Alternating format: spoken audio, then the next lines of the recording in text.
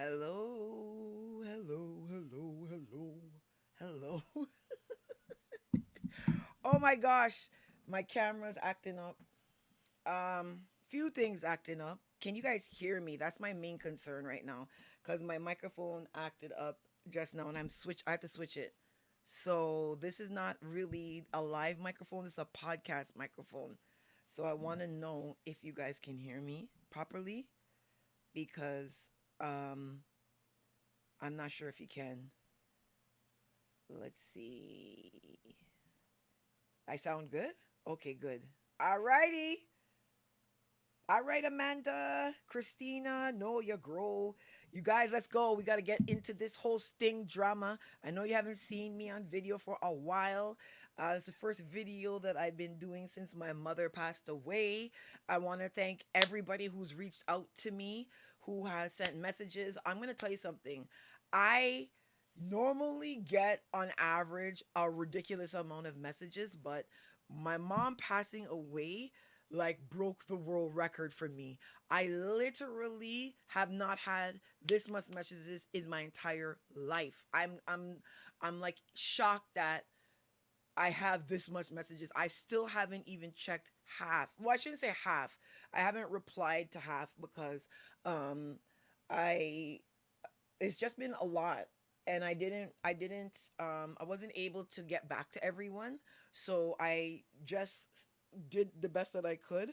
And I really wanted to kind of let you guys know that I have seen your messages. I am going to reply to you. New Year's Day, I made it my goal to make sure that I reply to every single person that sent me a message. So if I haven't replied to you yet, hold your horses. You gonna get a reply from me. It's been an adjustment, to live without someone that you've spent your entire life living with. So there's just been a lot going on for me, and I don't want anybody to take that personal and feel like I'm ignoring you and stuff like that. It's just sometimes um you start talking about her and then you break down again and then you can't get anything done. So I've been trying to not go down that route.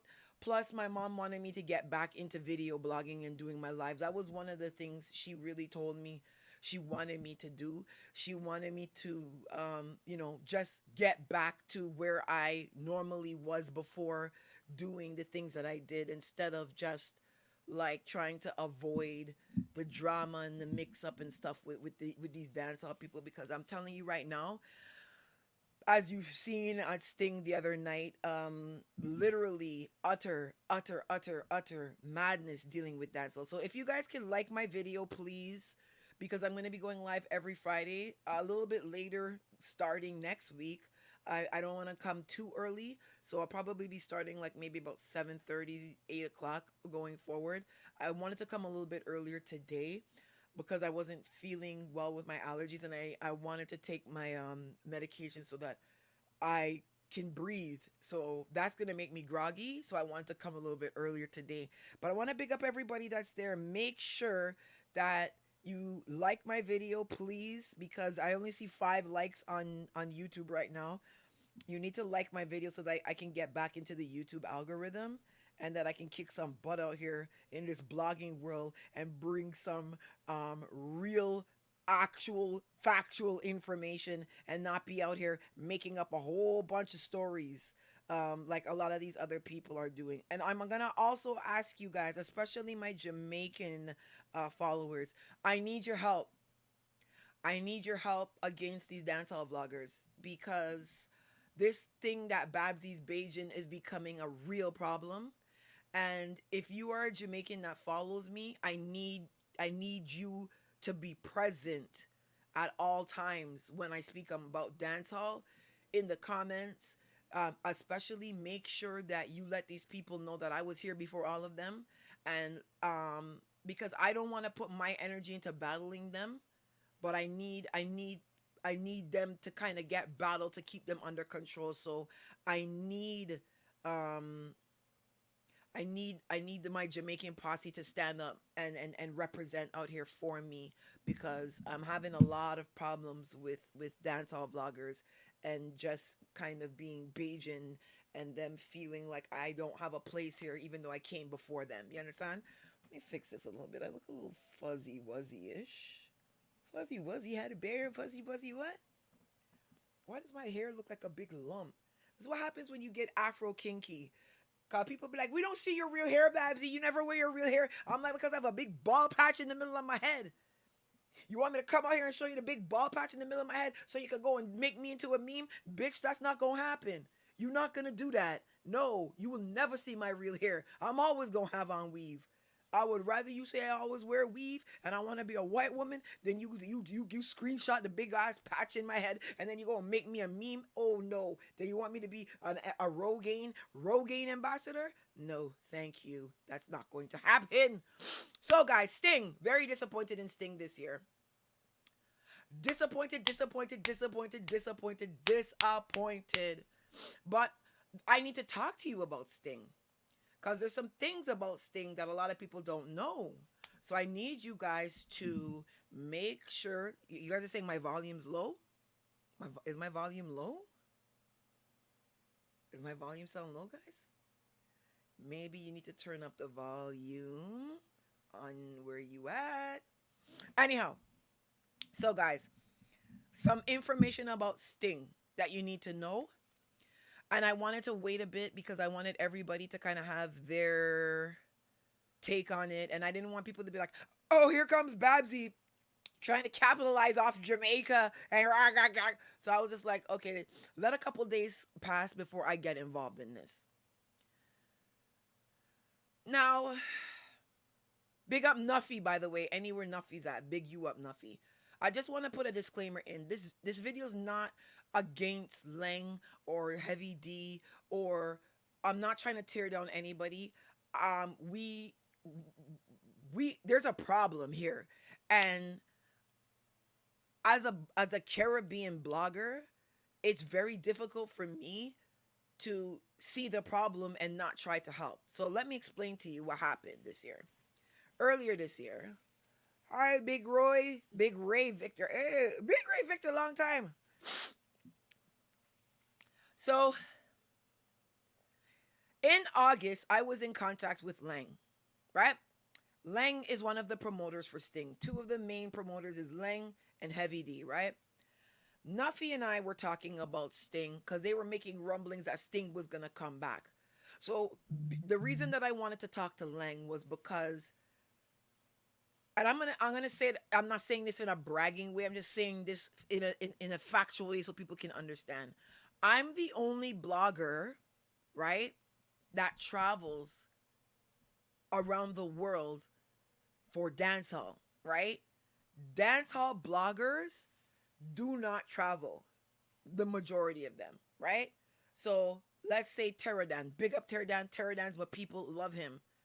Terradan doesn't travel to events around the world for dancehall, right? You have Tef, the entertainment feed. Tef doesn't travel for dancehall, if you understand what I mean. They do their blogging from Jamaica and they don't travel, so they don't know what dancehall is being played in Poland and Germany and around the world, right? And also dancehall bloggers blog from one point of view, which is the Jamaican dancehall fan point of view, where there are soca fans that listen to dancehall, hip hop fans that listen to dancehall, right? Country fans that listen to dancehall. That whole entire demographic is an important demographic that dancehall bloggers don't acknowledge, right? So when they talk about dancehall, they talk about what's happening at Bounty Sundays, Whitey Wednesdays. They're not talking about what dancehall played Philly Carnival weekend. They're not saying what dancehall played at Mashal Monday. You understand what I'm saying? Like, they don't have an understanding of how dancehall is viewed internationally by dancehall fans and non-dancehall fans that are not Jamaican. This is where me and them butt heads, because when I'm speaking about the music, I'm speaking about the music from an international non-Jamaican person standpoint. Right? Now, I reached out to Lang because I wanted Sting to be the biggest thing ever, ever, ever, ever, ever, ever, ever, ever. Right? Like I was like, you're coming back. You've been on a hiatus for a long time. Hey, can you guys go and put some likes on my YouTube video, please? I don't want no 5 likes on here.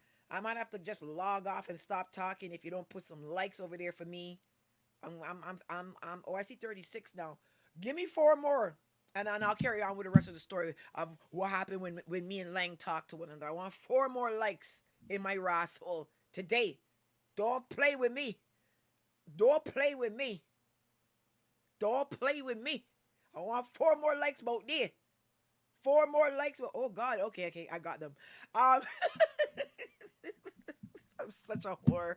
So I messaged Lang and I talked to Lang and I said, Lang, listen to me. I know you want to bring back Sting. It's been on hiatus for 7 years. There's some very important things that you need to focus on. One of the main criticisms of Sting is that you don't like to pay artists, right? Another criticism is that the caliber of acts are not at the level where they were previously when you had the Bounty, the Beanie, and these types of events for Sting, Ninja Man, whatever, right?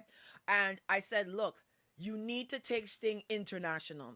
The reason that you need to take Sting international is because dancehall is stifling itself by primarily focusing only on Jamaican dancehall artists. There are dancehall artists across the world. And I think that you need to open your competition to an international competition so that everyone can see that there are dancehall artists in Uzbekistan, there are dancehall artists in Bangladesh, and they are very talented and they can hold their own. Lang was in love with the idea. So now what I did was I broke down an entire plan to have an international competition for Sting. I broke the plan down to like the nitty gritty, every detail covered. I leveraged my own personal network, right? And again, of all the dancehall bloggers, I have the most strongest, powerful network. I have somebody in St. Kitts. If you want to go on radio tomorrow, you gonna get there. If you want your song playing on radio in St. Vincent tomorrow, it's gonna play. Like I have everybody in my corner, right? Everybody is Team Babbzy. A lot of people don't know that because you might not see them come out and say that, but my network is the strongest network of all the bloggers. I don't have the most views. I don't have the most, well, I do have the most followers, but I don't have the most views, right? And that's because I'm not consistent with my content. But when it comes to the links and connections, there's none of the, if you combined all of them, they probably would make up half of my network. So I started reaching out to PR people, marketing people, all kinds of people. The first person I linked was Sita. As I came off the phone with Lang, I said, Sita, you got to get your ass over to Jamaica. Sting's going to go international. You got to get out there. You got to show these motherfuckers that you boss out here when they and freestyling and lyrics and thing. Get your ass over in Jamaica. Sita was the first stop that I had, right? Second stop was Brighter Star. I actually not shouldn't call names, you know. Anyhow, Brighter Star from Grenada was the second stop. I was like, bruh, this is go international. You gotta get cause I start linking all of the artists that I know are good and in dance hall that can ride rhythms, that can freestyle, that can do their thing. I link everybody. I link my entire like people that I even know that do stuff with dancehall. I start linking everyone. Hey, Sting's gonna go international. Slang is all for the idea. I'm gonna be working with him. I'm gonna need you to be point guard for here, and everybody was like, Babsy, we ready, we ready, we ready, we ready, we ready. So I give Lang the plan. This is August. We make everything sorted out, ironed it out, detailed it out. Lang's on board. I talked to Lang's son, Joel. I talked to Heavy D once. And then one day now I talked to a woman, I don't remember what her name was, and she was asking me a whole bunch of questions, right? I even had sponsors lined up, international sponsors that I know, right, would want to be a part of Sting once it goes international. Lang has always stated that there's been issues with Sting getting sponsors on board, but he's only been targeting Jamaican sponsors in Jamaica. When I know sponsors that are regional in the Caribbean that have had no issue putting in money into Sting. So this was all laid out, ironed out, ready to go, perfection, this and that. So I talked to the lady on three-way today with Lang, Joel, Heavy D, she's on the phone. She's asking me all these questions. I'm like we ready to go. So this was supposed to start in September. Now, after I talked to Lang in August, I talked to the lady in August.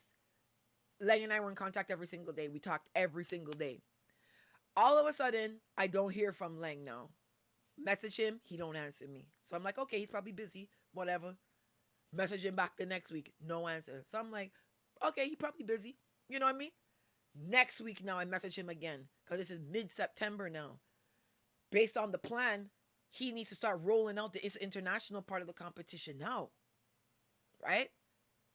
No answer. So I don't message him back from that because I say to myself, he's not answering me.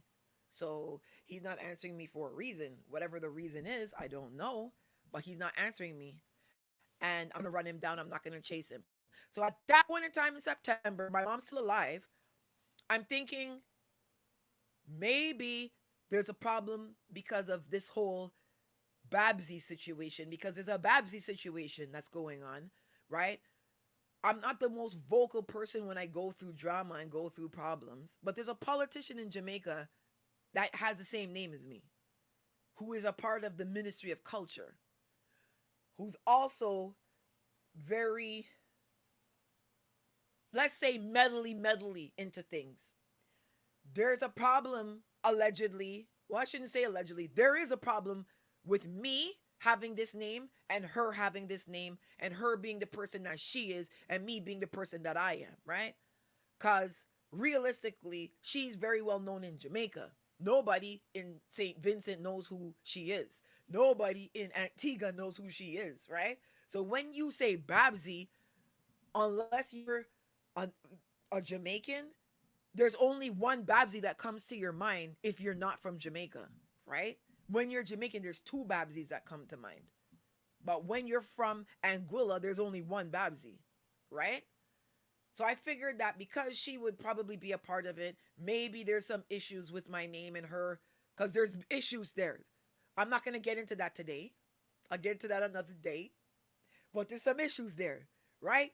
But you know we not no punk neither. You know what the basketball pie corner bus ready to go to the last bus from Bridgetown, it gonna crank. You understand? You know this is gonna be the pie corner basketball Indian ground. So when they call me out, you understand? When I come and shackle out, it gonna be a problem.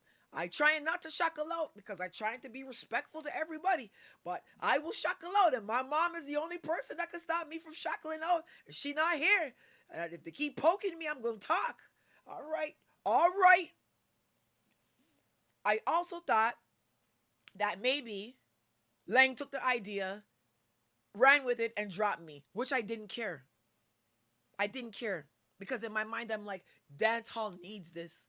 So if Lang wanted to drop me off and not say nothing to me, but use the idea, I'm totally okay with that. Because I don't have to be at the front of anything. I don't have to be Michael Jordan. I could be Steve Kerr, come and hit my 3-point shot with 2 seconds left and go back on the bench and sit down and chill. Like, I don't have to be Scottie Pippen, and I don't need that kind of attention. I've been a blogger for enough years. Like, I don't need that a type of attention. So I didn't need to be Babbzy helped with Sting this year. I don't need that type of credit anymore. I do what I do for our culture. And irregardless of what anyone says, dancehall and reggae is Caribbean music and it's part of Caribbean culture. And every single island in the Caribbean has grown up on reggae and dancehall. This is our music. Jamaicans invented it, but it's our music. The same way Trinidadians invented calypso, which dancehall and reggae evolved from, right? But every island does calypso music, and calypso and soca is a part of every island's culture. So why would dancehall be any different? Dancehall is Bajan culture. Reggae is Bajan culture. I remember being on the glass bottom boat when I'm 4. The man is playing Sweet Jamaica from Eric Donaldson. That's the first time I heard that song. We was in Barbados. We wasn't in Jamaica. You know what I mean? Like, that's our culture. That's our music. Yeah. The only difference is that in Jamaica, reggae and dancehall is what they deal with, where everyone else is reggae, dancehall, soca, and calypso. Zouk maybe in some places, bouillon in some places. Denery in some places, right? Compa in some places, but this is our music. So I want our music to win. So if he stole the idea, I would have been okay with that. I didn't have a problem with that. Lastly, I thought maybe somebody bigger than me stepped in to help. Because I'm not gonna come out here and be like, oh yeah, Oprah Winfrey steps in and she wants to help Sting. Oprah Winfrey stepping in for Sting. You know what I mean? Like maybe someone bigger, more connected, stepped in and decided to help Lang, and they want to go with that person, and I was okay with that. I was okay with all of that. So September passes and I don't see this international component running out. October passes, I don't see the international component running out. So now I'm kind of like, well, I don't think that they're doing an international segment because they don't have enough time to do an international segment. Why am my hair looking so puffy? I don't like how that looked. My face look at the little chiseling and take. Oh man, I'm coming back. Focus, Babsy, focus. So I don't see the international component running out, but I'm not giving up hope on Lang and Sting because I'm figuring, okay, well maybe he's gonna compress it into something. Because what I had proposed was to let international contestants apply and put in and submit their video, and then for all of September, people were gonna vote on who they wanted to hear win this, that, and whatever.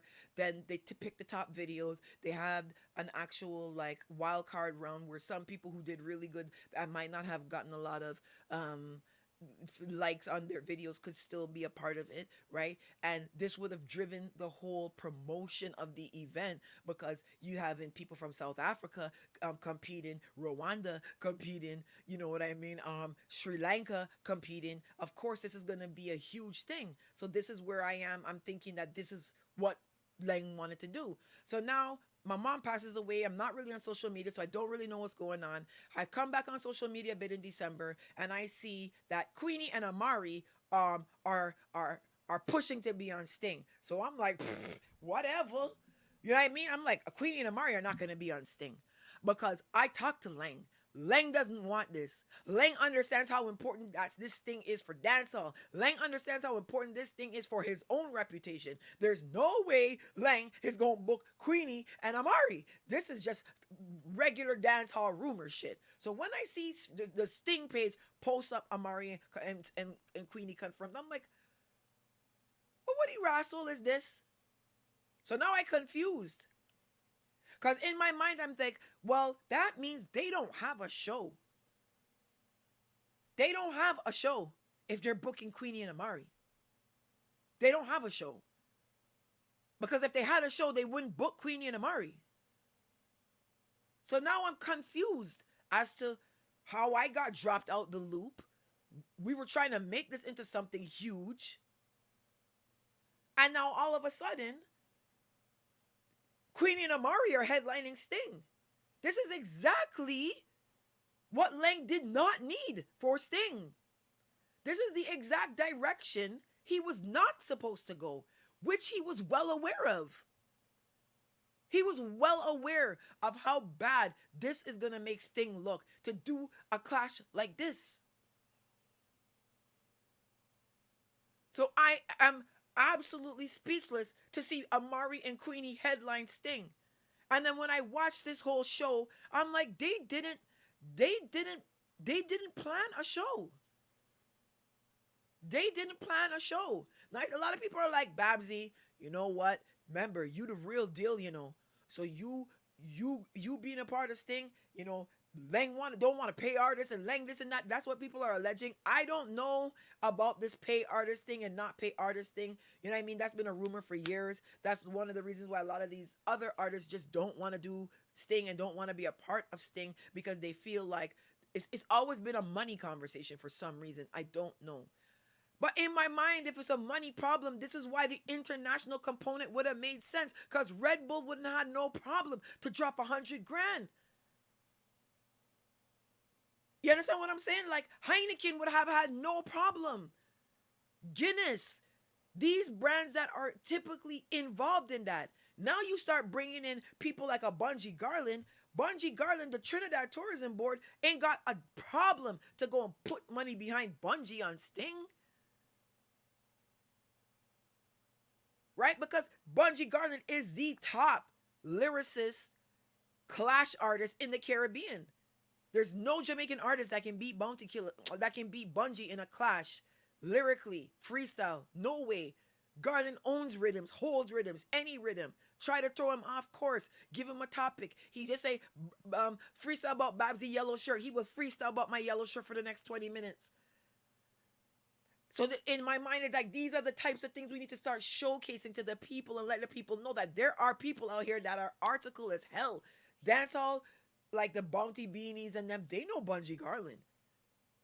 Bungie Garland is the most feared artist in the Caribbean. There's times when shows happen, I can tell you definitively, artists are like, I am not performing with him. Little Rick and Bungie Garland are the two artists that are taking off shows the most.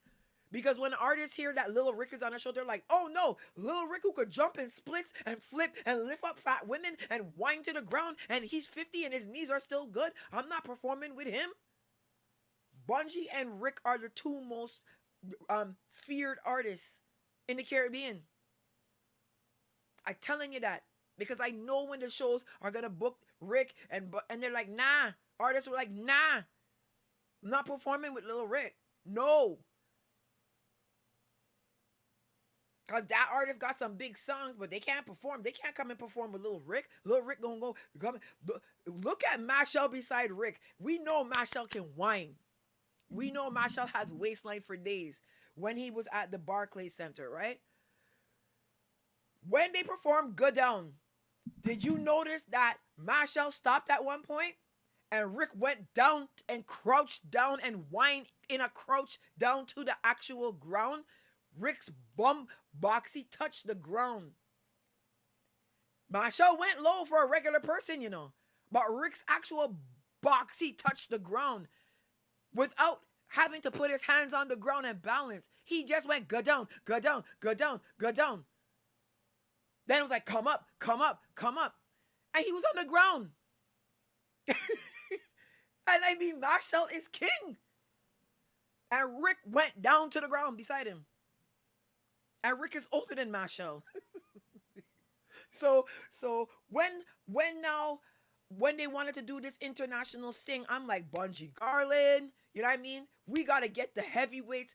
But what I really wanted was I wanted the dancehall artists in Jamaica to understand something because they're not understanding something. Because when I speak, it's like I speak another language.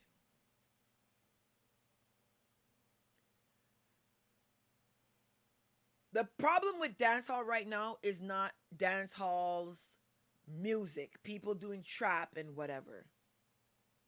The problem with dancehall right now is their artists don't have skills of a dancehall artist. They don't have dancehall artist skills. When you see two people clashing at Sting the other night, right? One of them starts hurling out Capleton lyrics. The other one starts hurling out Sizzler lyrics. You know there's a problem. When it comes to freestyling, writing rhythms, these new dancehall artists cannot do that. Who cares if the music that they're making is the lyrics are bad and they're talking about killing and Molly? I'm not even talking about that. I'm talking about the basic skills that a dancehall artist is supposed to have. They can't ride rhythms. They can't freestyle. They can't do this kind of stuff. This is why they don't do interviews. Because when they go on radio, radio's going to be like, hey, man, jump on this and do something and show us what you can do. And they're going to be like, they can't do it. They can't do it. They can't do it. They don't know how to do that. Hip-hop artists and dancehall artists are expected to freestyle when they go on radio segments. Taylor Swift is not expected to know how to freestyle. Celine Dion is not expected to know how to freestyle. But Taga Rankin, he's expected to know how to freestyle and jump on a dancehall beat and drop lyrics. Hip-hop and dancehall artists are expected of that. Soca artists are not expected to do that, even though they can. You will see Skinny Fabulous. You'll see Mr. Killer. Even Mashal will do it. they will still try it, right? There's a clip that they have recently, well, not recently, but a couple of years back, where it was like Mashal, Skinny, Bungie, um, Mr. Killer, Moto. The only person that didn't do it was Moto. They had to play Moto a soca beat for Moto to come and sing something, right? Teddyson John didn't sing either because Teddyson John is that's not he's not that kind of artist. But he's not expected to do that. The only reason that happened was because Bungie and Skinny and Mr. Killer were there, right? So I figured that every time I talk about the skills and they just think that I'm bad minding Jamaican people, I felt like maybe if they saw other people who could actually do it that weren't Jamaican, that it would motivate them to get up and say, we gotta fix this because look what's happening right now. They got some artists from Uzbekistan that just came and jumped on the Showtime and the Brockout rhythm and shelled down Sting. And we Jamaican, and this is our music, and we gotta do something because Jamaicans is mad competitive. They competitive bad. So they don't want to see somebody from Turkmenistan come and out bars them in dancehall. They would have went to the drawing board and started to be like, we got to work on this.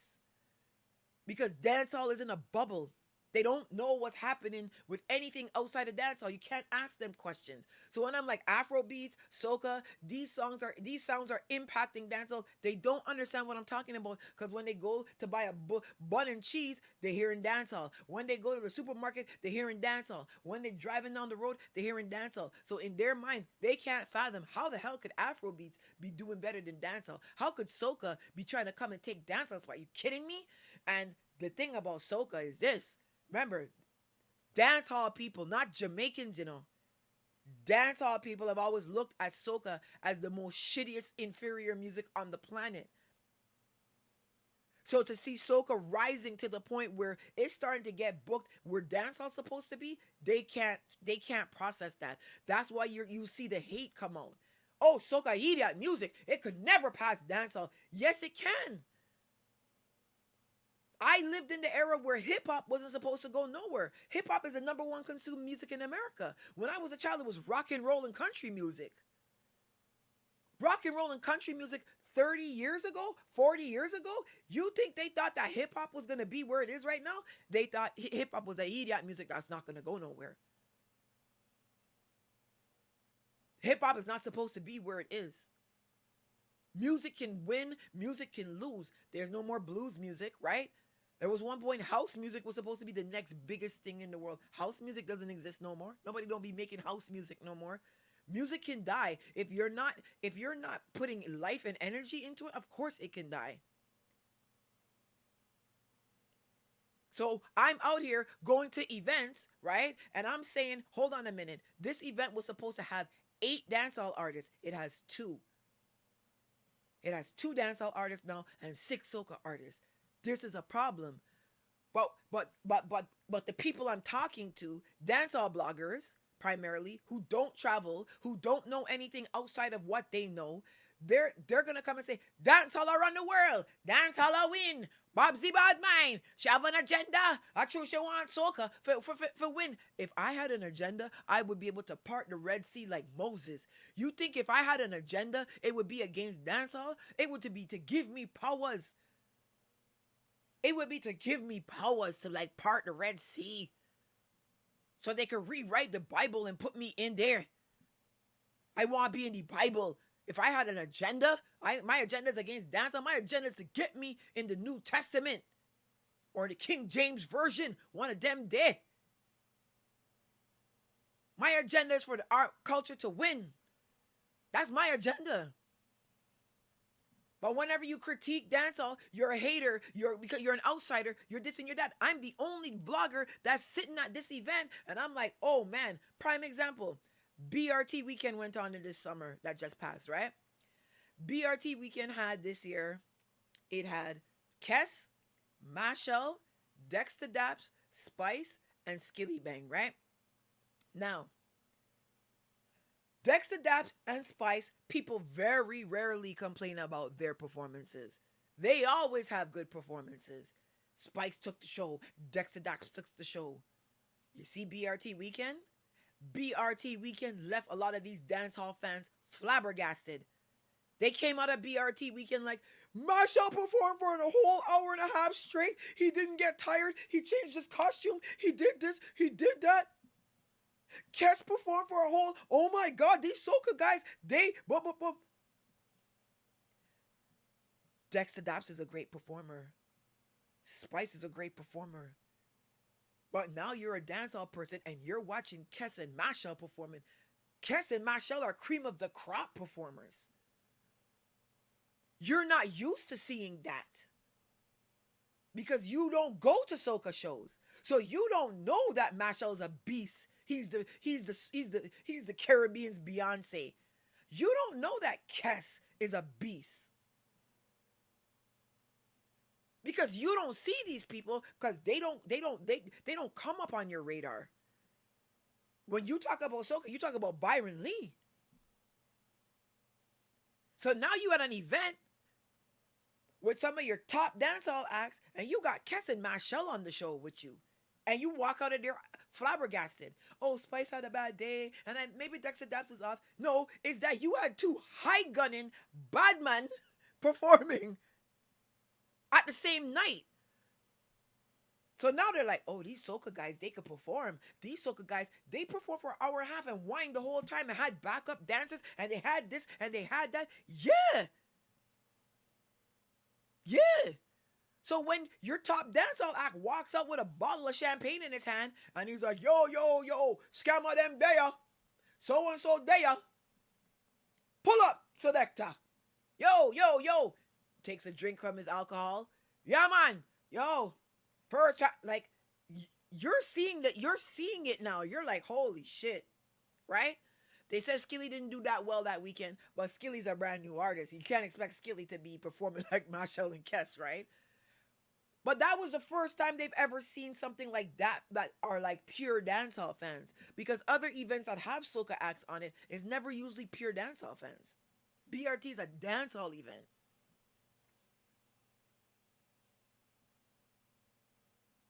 So when you start talking to these artists and you're like, you got to change certain things like your attitude and this and that. Oh, please. Shabba Ranks had an attitude. Yeah, he did. Super Cat had an attitude. Yeah, he did. But they not in the same era as you. When Shabba Ranks was on a show and he had an attitude back in 1995, reggaeton didn't exist. Super Cat wasn't going up against Bad Bunny and J Balvin and Nicky Jam and these guys. That music that didn't exist then. Burna Boy and Afrobeats didn't exist in 95. And this modern day soca didn't exist in 95. You had Sparrow to go up against. Sparrow's not a competition realistically for Shabba. So when Shabba had a bad attitude, the promoters were more willing to work with him because who were they going to do and who were they going to replace him with? A Super Cat who has a bad attitude as well. So we're going to take Shabba with a bad attitude off and put on Super Cat with a bad attitude? That don't make no sense. Now, Taga Rankin has a bad attitude. And you go to book Taga Rankin and he's like, oh, I want 11 first class tickets for the man them. My entourage is 40 man. I want this and that. I want a Airbnb worth $20,000 US a night. Promoters is like, where's Kes? Can somebody call Skinny Fabulous for me and see what he's doing this weekend? Now there's options. Dancehall doesn't understand that. Yeah, Shabba could act up. Shabba didn't have reggaeton and Afrobeats and soca to compete with. Shabba was competing against old-time soca, Kaiso music. That kind of music can't compete against a Shabba Ranks and Super Cat. But this music now, of course it's going to compete. Family, people are jumping around, drinking, happy, whining on each other. What versus going to a dancehall event? They have to stand by the door. If this man frowns too hard, move because somebody's going to get shot. This, that, whatever. Of course. Of course. So am I saying soca music is better than dancehall? No. I'm telling you that the industry is using soca especially as an alternative to dancehall. If you go to the supermarket and you want Heinz ketchup and it's not there and you need ketchup, you go get French's. That is what's happening.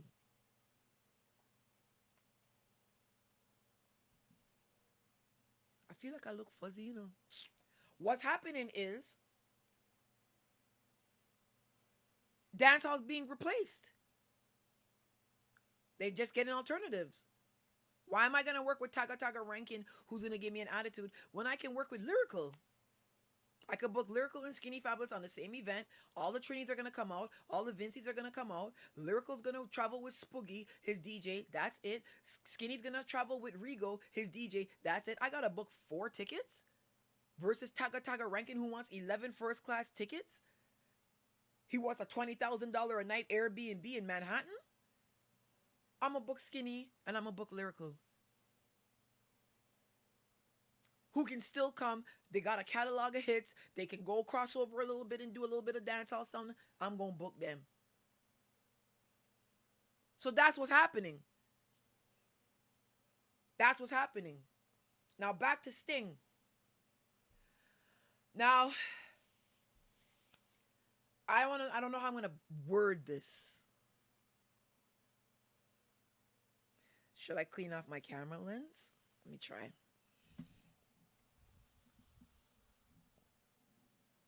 I don't know. It's just not making me look sharp and crispy. And it's making my head look puffy. I don't like that. And making my elbows look ashy. And my elbows are not ashy. Hey, Gavin. Who's in the chat now? Who me see who's in there? Gavin, Tasha, Kenley, Christina, Ingrid, Moselle. Happy to see you. BRT dancehall performances were horrible. Even the Jamaicans were upset. So now let me tell you about Sting. And let me tell you what the issue is about Sting, right? Sting is one of the events that's supposed to be the Super Bowl of dancehall, right? This is the one night where everybody is looking at Jamaica and Jamaican artists, right? There's not a lot of nights that this happened. The other night that this happens is for Sumfest, which is in the summer. So Jamaica has 2 days where everyone is fixated on them, right? So Super Bowl, World Cup, right? I don't watch soccer, but I watch the World Cup. I walked away, and Mbappe is one of my new favorite soccer players. I don't watch soccer, right? I watch the Super Bowl, and then Odell Beckham is one of my favorite players now because he did a dance in the end zone. I don't watch football like that, but I know I like Odell Beckham now, right?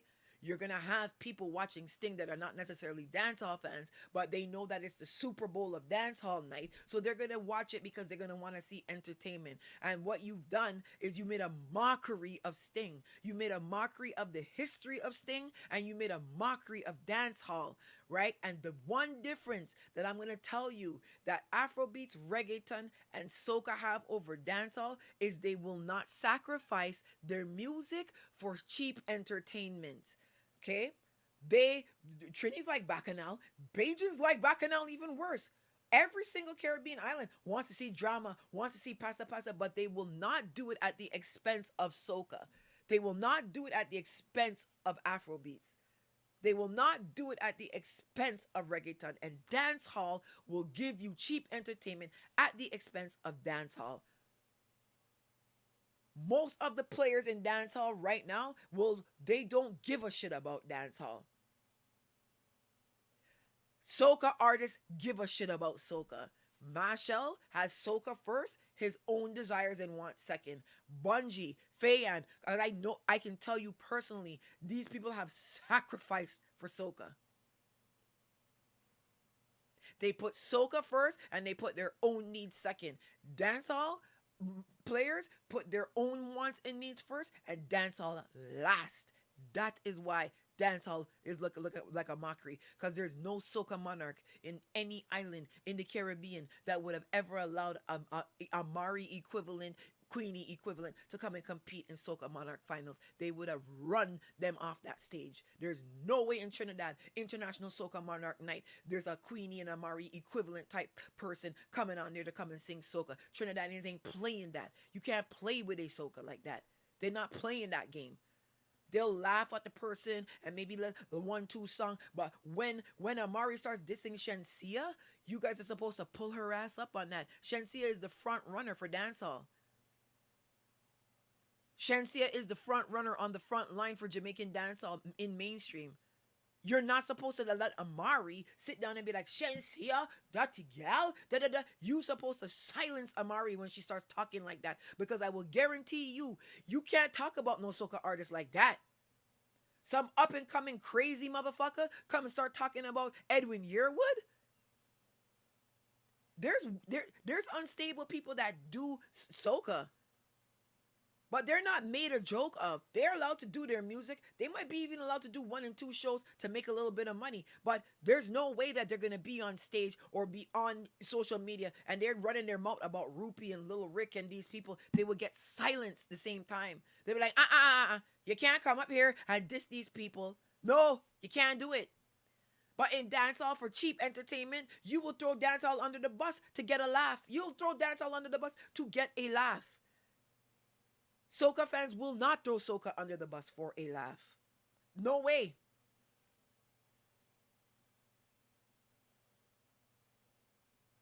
Queenie and Amari are mentally ill people. They're not supposed to be on a stage. And they're not supposed to be on a stage on a Super Bowl night for dancehall. If Leng and Heavy D wanted to do Leng and Heavy D's Fish Fry New Year's Day, sure, and let Amari and Queenie go at that. But on a night where the whole world is looking at dancehall, the whole world is looking at Jamaica, you're not supposed to let no mentally ill people on no damn stage to represent dancehall, to represent Jamaica. You kidding me? So while that might be a win for Lang and Heavy D, that's a loss for dancehall.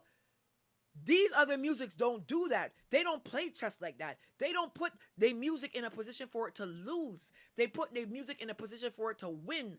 They are not going to put no two mentally ill people on no stage at no Soca Monarch in St. Kitts, in Anguilla, in Montserrat, in Dominica. It don't matter where it is. They cannot get on the stage and they cannot represent Soca on one of the most important nights for Soca music. They will not let no mad people come on their stage and come represent for the music. Cannot happen. Will never happen. Never.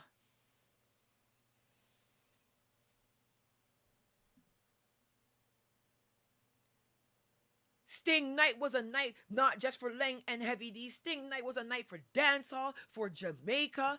And you put two mentally ill people on stage to beat up each other and fight each other and embarrass the fucking industry.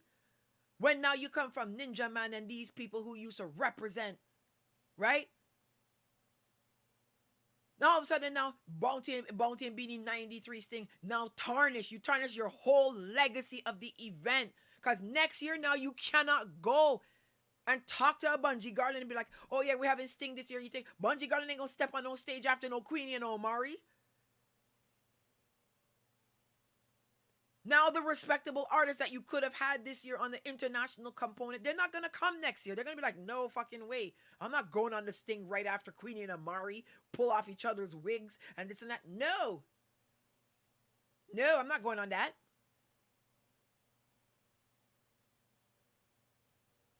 So you're still gonna just get the hustling mentality of the hustling dancehall acts in Jamaica that, oh yeah, I'll go on Sting. Look at that. Look how one guy went on Sting. What's that? Mali Dunn. This guy comes on Sting. His shirt is bust or coat bust open. He has on no shirt underneath. His belly out like raw soul sky juice. Then now his pants low, low, low. This is how these people come to Sting. That's how these people come and represent to go to Sting. Belly out, boxy pants out. What are they doing? This is Super Bowl night for dancehall, and you got a motherfucker with his belly at the door and his boxy at the door, walking around. Then now on top of that, he ain't even got his own lyrics. He over there singing Capleton and Sizzler lyrics. What? Come on, man. Come on, man. This is the problem. And anytime you talk, oh, you hate Jamaicans and you're fine. If I hated Jamaicans, let me tell you something. I would have tell you that I hate all you. Cause what you gonna do to me? I live in Canada. I said in my videos, I don't like Jamaican people, and what the fuck the guy? What could happen to me if I don't like all ya? I would say I don't like all ya. All you don't know what all you have. You know how you know how hard it is to get a Super Bowl night in an island. The world is like this, waiting on dancehall. They like literally like this. They're like, send us your music. You're like, oh no, we don't want to do 90s dancehall. Well, the Billboard has Shaggy at number 2. Bob Marley's been number 1 for the last 4 years. Bob Marley hasn't done a song in 40 years. That nigga's dead. Bob Marley's dead, you know. And Bob Marley dominated the charts in Billboard for the last 4 years. 4 years.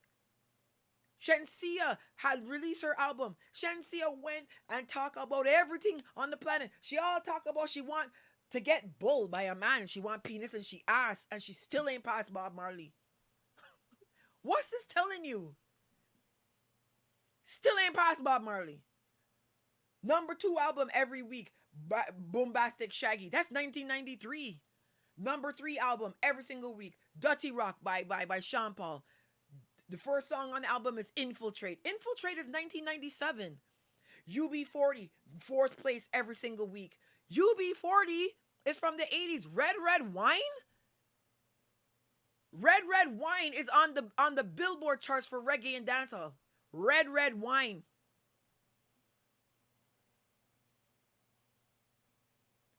But then when you try to explain, you need to, like, you guys gotta, suck your mother, dirty girl, go talk about soca. Oh, I could do that.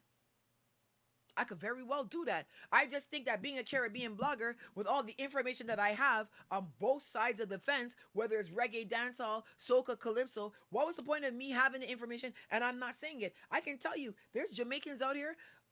There was supposed to be a podcast that they were trying to build last year, right? I'm the only person that was willing to do the podcast because they were like, oh, you're going to have to say this about, you be truthful and say this. All of the people that they asked, big time people, respectable people, they're like, no, I don't want them dancehall fans following me. They're going to start trolling me. If them dancehall fans start trolling me, I can't handle that. Big grown men frightened for dancehall trolls.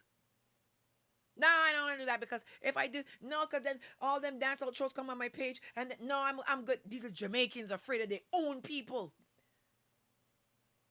Industry people afraid of their own people, I'm like, oh, I could talk. Yeah, but Babbzy troll, let's get carried their raw so nobody can get me curse. What troll gonna come and curse me for the truth? I will run them up underneath their mother. I send Team Babbzy to deal with it. Christina's there. Christina's the closest person to me on Team Babbzy. Christina will coordinate a United Nations attack in Kaso against dancehall trolls. What? Oh, and Jamaican people don't want to do it. No, we don't want to do it. We don't want to do it. We don't want to do it. Oh no, dancehall trolls, what they're going to happen, they're going to start coming after me, and I have a peaceful life, and I don't want dancehall trolls talking to me and addressing me. Afraid of them own people. And then now, everybody that talking and doing things for their own personal gain. Foota Hype, who I don't have a problem with, but Foota Hype talks for Foota Hype. Foota Hype doesn't talk for dancehall. When Foota Hype gets up here and he's like, oh, Batiman this and Batiman that, let me tell you something. If you are an artist and you are even just a regular person in Jamaica, you need to apply for a visa to get in America and Canada. The embassy will check your social media page. Foota Hype does not need to get any visa applications. He live in America. Foota Hype can run his mouth and say what he wants to say, Because Foota Hype don't have to go and apply for nothing, You understand? It's you now that gotta go and apply for your visa. And when the embassy goes and looks at your social media, which they will look at, especially if you're an artist, they're gonna want to see what kind of traction you really do have. When they see you resharing Foota, spewing homophobic rants, they will deny your visa and you will not even know why. So what he's doing is fulfilling his own obligations of likes and followers, but what he's saying is hurting dancehall. When Popcorn gets on his social media and he tells Sharon Burke and Shaggy to suck their mother, right? Popcorn is top 5 most visible dancehall artists in the world. There are a lot of people that follow Popcorn that are not Jamaican. Popcorn now tells Sharon Burke to suck her mother and tells Shaggy to suck his mother. Shaggy, who's one of the most respected artists in the world? That might have gotten what Popcorn wanted to get off his chest, but that is a very bad look for dancehall and Jamaica, because they say that Jamaican men don't like women and they're abusive towards women. So your top dancehall artist is over here telling a woman to suck her mother on a public platform? You see, these guys do things and they don't think about how that makes dancehall and reggae look. When Sizzla has a tantrum and he burns a plaque and no one knows what the real reason is, right? SZA and DJ Khaled have been friends for 20 years. Why is SZA burning a plaque for DJ Khaled publicly when he has DJ Khaled's number? Go link DJ Khaled and address whatever issues you have with him. No, you want to take it public. So now you get what you need to get off your chest, SZA. But now you embarrass dancehall and reggae because you don't give a fuck what's gonna happen. Photo Hype don't give a fuck what's gonna happen to dancehall and reggae. Popcorn don't care. Popcorn's a top artist. He's still gonna get booked, but he doesn't care how he makes dancehall and reggae look. That is the difference. Mashal cares how he makes soca look. Bungie cares how he makes soca look. Mashal Montano eats, sleeps, breathes, shits, bleeds soca. White House has an event. Mashal gone up in there to represent for soca. Essence Fest is going on. Mashal fighting his way in there. Represent for soca. Hollywood Carnival, go and get rid of their parade. Mashal live in Beverly Hills. Mashal went to meet with the people to make sure that the parade has happened.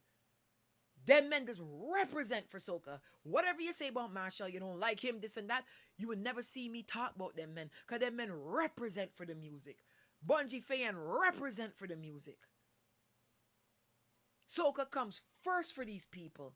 I've seen Fayan give up personally, sacrifice her own personal growth for soca so soca can win. And you mean to tell me that dancehall, soca could never pass dancehall? Well, if they all united in soca and working together and dancehall fighting each other, oh, I don't want to go on a rhythm with this person. I don't want to go on a rhythm with that person. I don't want to voice with this person. I don't want to be on a show with that person. When you see Nicki Minaj do a track and Dovey Magnum and Spice on it and they fight and they don't even want to tag each other, does Destra and Patrice Roberts like each other? You ain't gonna know. Because they can tag each other still and push the song because it's about business. Dovey Magnum and Spice go fight because them ain't care how they make dancehall look. They don't care. They don't care. They don't care how they make the music look. So how can a music where every single player in it is attacking it left, right, and center can't get passed by a music where everybody's united and coming together and turning it into a business and trying to make it win? You're joking. You're joking. If dancehall doesn't get on track in the next 3 years, it could be done internationally. From a Jamaican perspective, it's going to be done. Skilly Bang and them are the ones right now representing for Jamaica. They're not representing dancehall. They don't do dancehall music. Trap dancehall is not dancehall. Trap dancehall is rap. What Jamaicans is calling trap dancehall is actually Jamaican trap and Jamaican drill.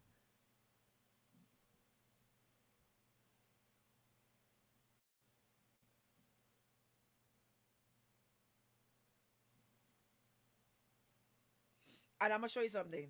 So the other day I was explaining why there's no such thing as trap dancehall. People are telling me that I talking shit and I don't know what I'm talking about.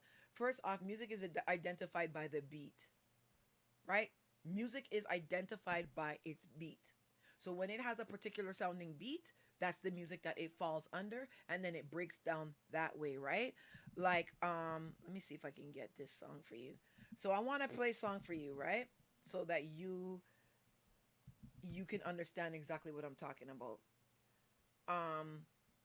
So they're saying that Skilly Bang is dancehall. Skilly Bang is not dancehall, right? Skilly Bang's music isn't dancehall. Skilly Bang's music is rap. Skeng is rap. It's Jamaican rap. Either Jamaican trap, Jamaican drill. That is what they're making. They're not making dancehall. There's nothing dancehall about what they do.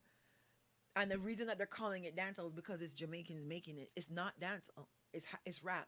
So Skilly Bang is doing well, and Skilly Bang is representing for Jamaica. That is a very good thing. While he's not representing for dancehall, he's not doing dancehall. And there's no dancehall artists coming up. None of these new artists are making dancehall. They're all making this drill, trap sounding music. This not dancehall. So I'm going to show you something, right? If I can get this on here, let me see. I'm gonna try to connect this for you guys. We don't know how this is gonna go. All right. Let me see if I could play this for you.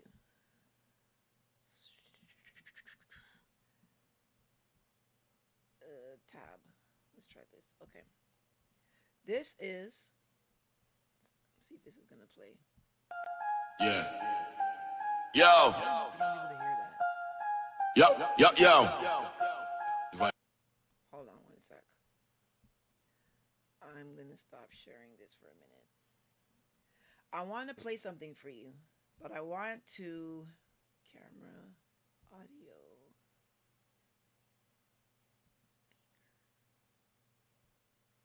Let's see, test. Nope. One sec, guys. This might be working now. Okay, let's try this.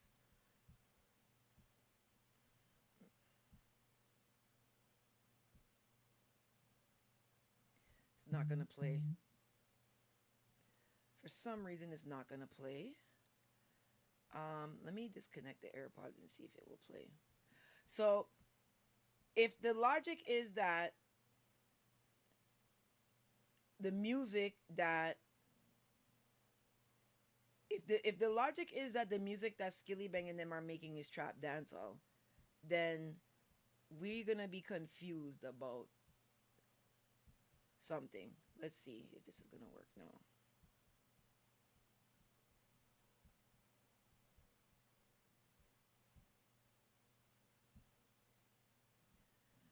I don't know why I can't get this to work. So Bungie Garlin has a song, right? That is on a drill beat. So it's not being called drill soca or trap soca, right? So let's see.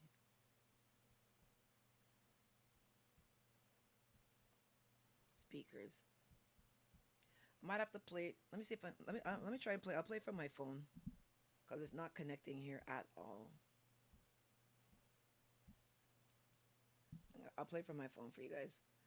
So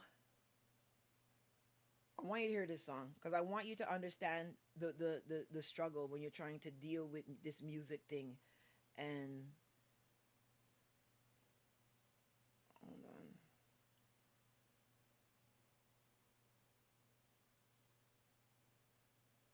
Ooh. Okay, let me see if I can play this for you now.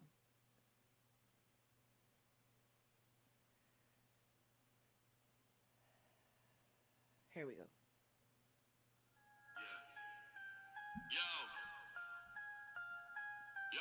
Yo. Viking. Axe is sharp. Yo, Brooklyn on them. Easy like ABC. Do this thing easy like ABC. Catching them one like a baby seal. Make your waist exercise like a Navy SEAL. As I come to the JVC and we catch every vote like the ABC. The girl them see me PVC top, but she walk keep it clean like a DVD. Soon no come and no go well lucky. That kind of language will never be. That kind of language you'll never see. I just make it up just how they clever me. As I step on your property, you see me, I'm moving invity, bumpity, flex like a Lannister. Up on your banister, sipping a cup of tea. Bippity, bumpity, boom. I come from a Rima side, you know. Come out the road and Cleaver side, you know. Big like football team and large like housing scheme, so we just ride, you know. Wait and done, boy, we don't hide, you know. Sweetest wine done, keep us bright, you know. Then, when the let's divide, you know. Things that wet, yeah, we just ride, you know. Tell them, see we rolling. So based on the logic of these dancehall vloggers arguing, they're saying that Skilly is trap dancehall. So then what is that, trap soca? Drill soca? That's not drill soca. That's Trinidadian drill. That's drill music. That's a drill beat with a Trinidadian artist on it. The only soca with what I just played is the fact that Bungie Garland has been labeled as a soca artist. That is Trinidadian drill. Jamaican drill, Trinidadian drill. There's UK drill. Right? The same way there's Atlanta trap, there's Florida trap, there's Louisiana trap, there's Jamaican trap. That's not dancehall Skilly's doing. That's not dancehall Skang's doing. These guys are not making dancehall music. They're making rap. They're making hip hop. They fall under the hip hop category. Yeah, they're representing for Jamaica still, right? So what is Rihanna singing? R&B soca? Because she's Bajan? She's an R&B soca artist? That's the logic you're applying. Rihanna's from Barbados, which is a soca place, but she doesn't sing soca.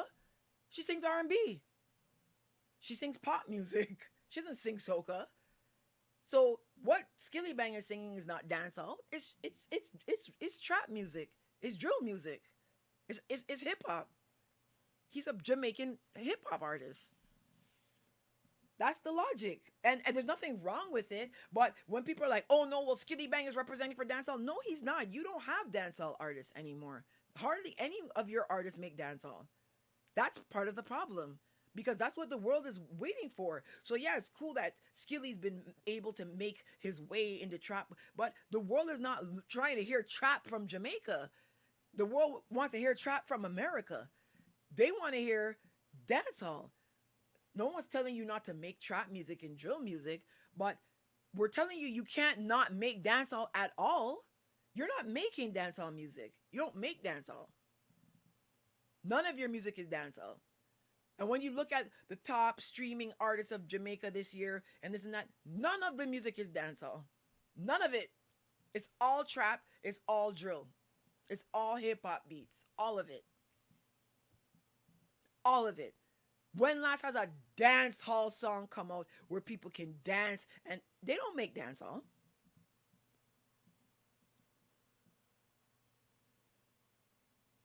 Let me check some of the comments here. I'm very disappointed that Sting would put Amari and Queenie on there. I don't understand why they did that. I'm very, and like I said, I actually like Lang. I talked to him so many, like for weeks at a time. We were talking all the time, and to see him turn around and do this with Sting, I'm absolutely confused. I'm like, how is this a win for dancehall? How is this even a win for Sting?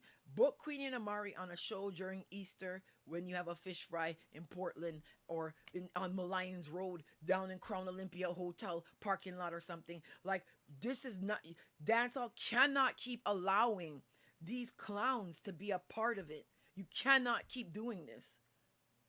You cannot keep doing this. When you have Mackerel come and do music, and what are these people doing?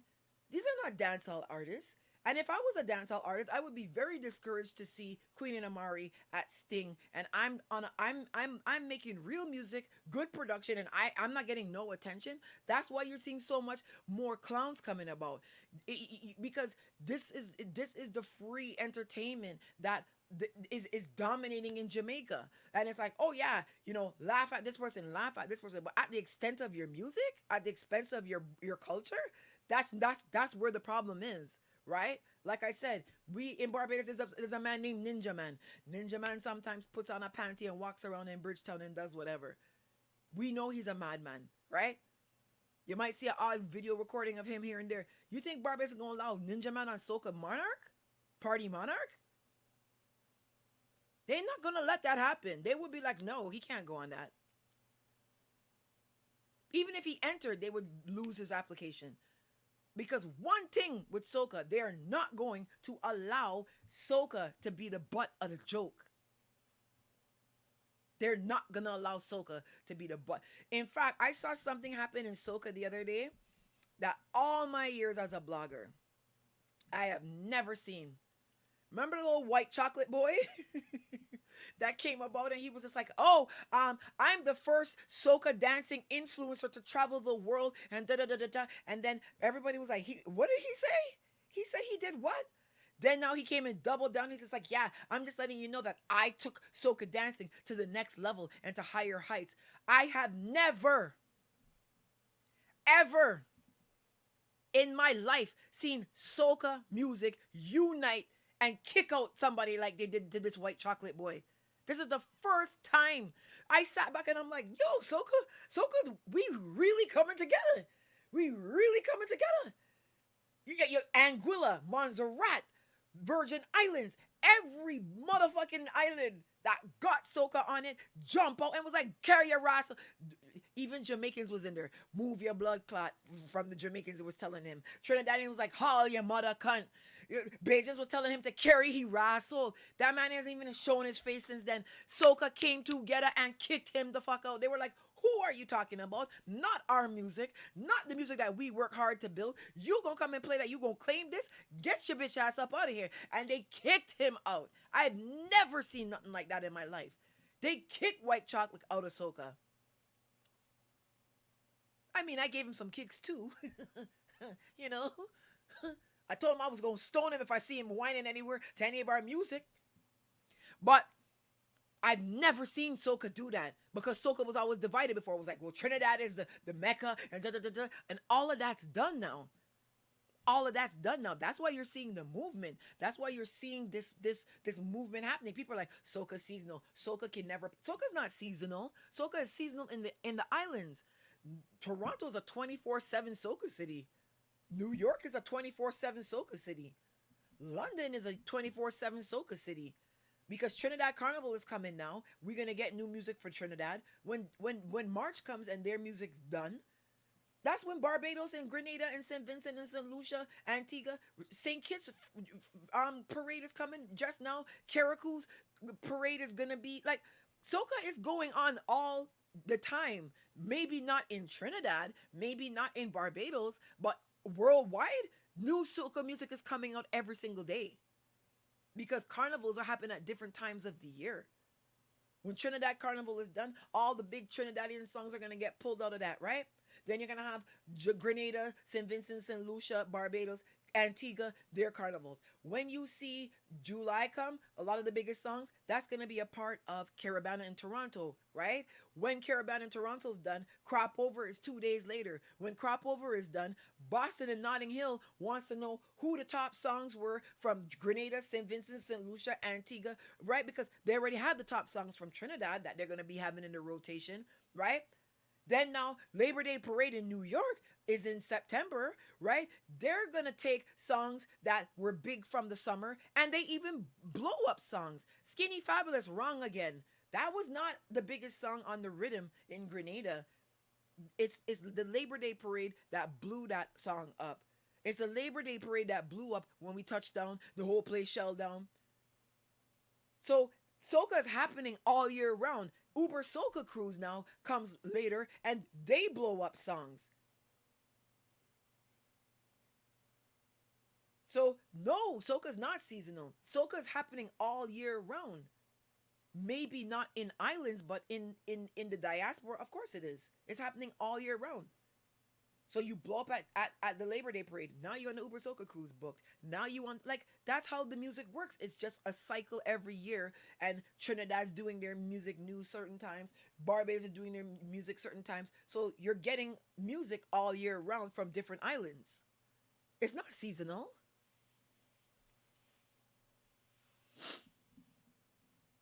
It's not seasonal.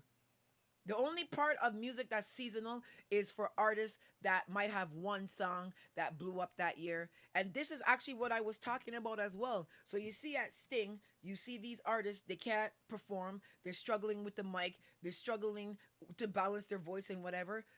A soca artist that gets a hit song, they're going to be expected to perform with Roy Cape tonight, Ecstatic tomorrow night, or Mashal and his HD band, they Burning Flames, whoever. Every single night they gotta go and perform with a band. So they're getting conditioned during their carnival to perform with live bands. These dancehall artists are not performing with live bands. So when a live band is there, they don't know what to do because they don't know how to perform with a live band. Where a soca artist now, who might have blown up the same year, is gonna be leap yards ahead of them because they're going to be performing with bands all through their carnival.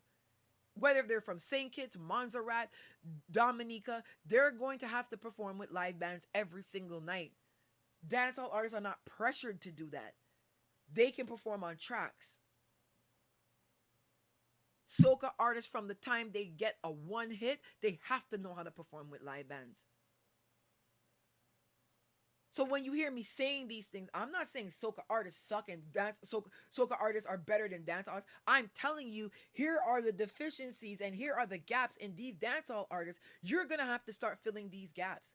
You can't keep going on like this. This is why the music is dying because you're not providing artists that have skills. Fuck what they singing about. They don't have artistic skills. And when you put on a Queenie and a Mari on Sting, you're just saying your music is so shitty that you have to take two mentally ill patients and put them on a stage, and that's a lie. There are so many talented artists in Jamaica. I know them. I know them. But they don't have scammer friends, right? Scammer friends are going to make your song play in the dance because that's why people are saying, oh, they don't play music that girls can whine to in the dance. Yeah, because Bam Bam, the scammer, who was a loser until he started scamming, he's now going to go do the money pull up. DJs are going to take the money pull up. The other night, I was watching Boom Boom review when he came back and he says like, Sting, proper from start to finish. I'm like, they will pay, they will buy these guys' mouths. You will never get me to come up there and pretend like this was a great event and this and that. Yes, there were some highlights of the night that did well. Look how Sita from St. Vincent is one of the most talked about acts. Right? Look how Sita from St. Vincent is one of the most talked about acts on a Jamaican show that's supposed to highlight Jamaican artists with Jamaican talent. Sita walks away with being one of the most talked about artists.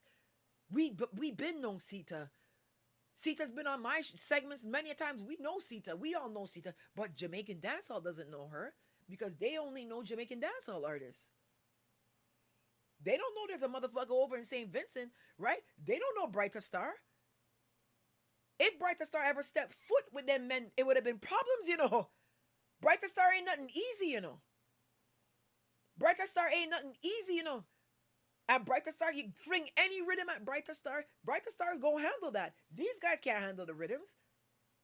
That's why they don't even want to do radio interviews. Because they can't handle these rhythms. You sitting down with one of these artists now and they're like, oh, hey, drop a song on the Showtime and the rhythm comes in. They don't even know when to come in. They don't even know when the rhythm is going over from the chorus to the verse. They have no clue. They don't know. You cannot be an artist and you don't know how to ride a rhythm. Remy Ma, you can play the Showtime rhythm for Remy Ma right now. Remy Ma is going to handle that beat. Brockout rhythm, Panani rhythm. She might not be singing dancehall stuff, but she's going to be on the beat. She's going to handle that beat. Even these Soca guys. Rupee, it was a dancehall artist, right? He went and turned over to Soca. These guys can handle rhythms. Peter Ram, Rick, Bungie, Benjai, Maximus Dan. These guys can handle any rhythm you throw at them. They're article. They know how to do this. Talpree, you think Talpree, Olomana alone? Talpree is a dancehall artist. These guys all had to go to Soca because they couldn't do dancehall. Because dancehall wouldn't let them in. They're like, oh no, you're not Jamaican. You can't do dancehall. These guys can all handle any rhythm you throw at them. And then in Jamaica, you have artists coming up that can't handle rhythms. That's insanity. I felt that the international component to Sting was going to raise the bar back for dancehall. It would have forced dancehall to look at itself and say, yo, there are artists from all these countries that are writing these rhythms and we not be able to do that. We got to do something. We got to go back to the drawing board because Jamaicans is mad competitive. Jamaicans is mad competitive. If they started to see Brighter Star and these guys coming in, they would go back to the drawing board themselves. But because they're being sheltered away from everything that's going on, you're telling them, well, these Afrobeats, man, yeah, we're not listen to Afrobeats. They hear that music, that. Yeah, we're not listen to that. Yeah, we're not listen to Afrobeat. We don't care about that.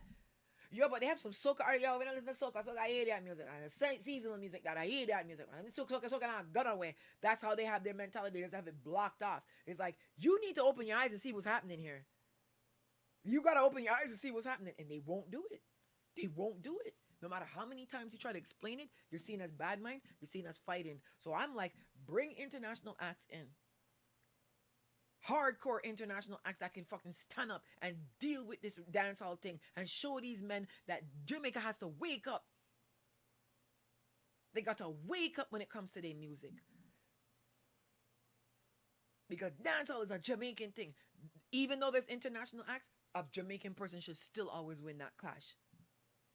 None of them females the other night can take. Not even Jada Kingdom can take on Sita. None of them can take on Sita. Moyan, Stock Ashley, none of them girls, Honey Milan, they can't play with Sita. Because Sita eats, sleeps, lives, shits, freestyling, writing rhythms, doing that all day. Sita is Team Babbzy. She's Team Babbzy. You know what I'm saying? None of them female artists coming up can take her on. None of them. None of them. She will mash up every last one of them. Because they don't have that skill. It's a Pampute that's going to have to go up against a Sita. Spice gonna gotta go up against a Sita. And Sita's not in their generation. She's not in their generation of music. And that's who she gotta compete against. She gotta compete against them level women. These young girls can't take on Sita. Sita mash up all of them. I'm telling you. They can't play with Sita.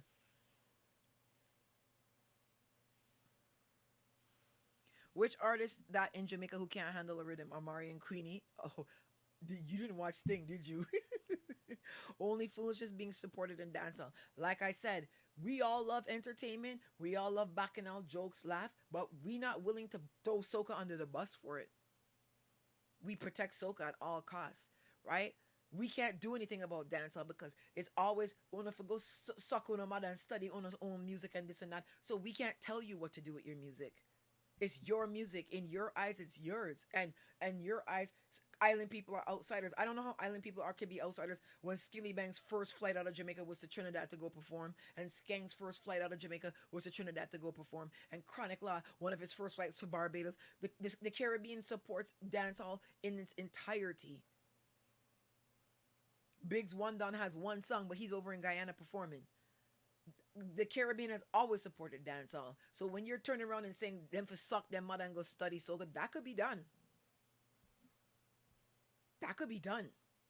That could be done for you. If you want that to happen, that could happen.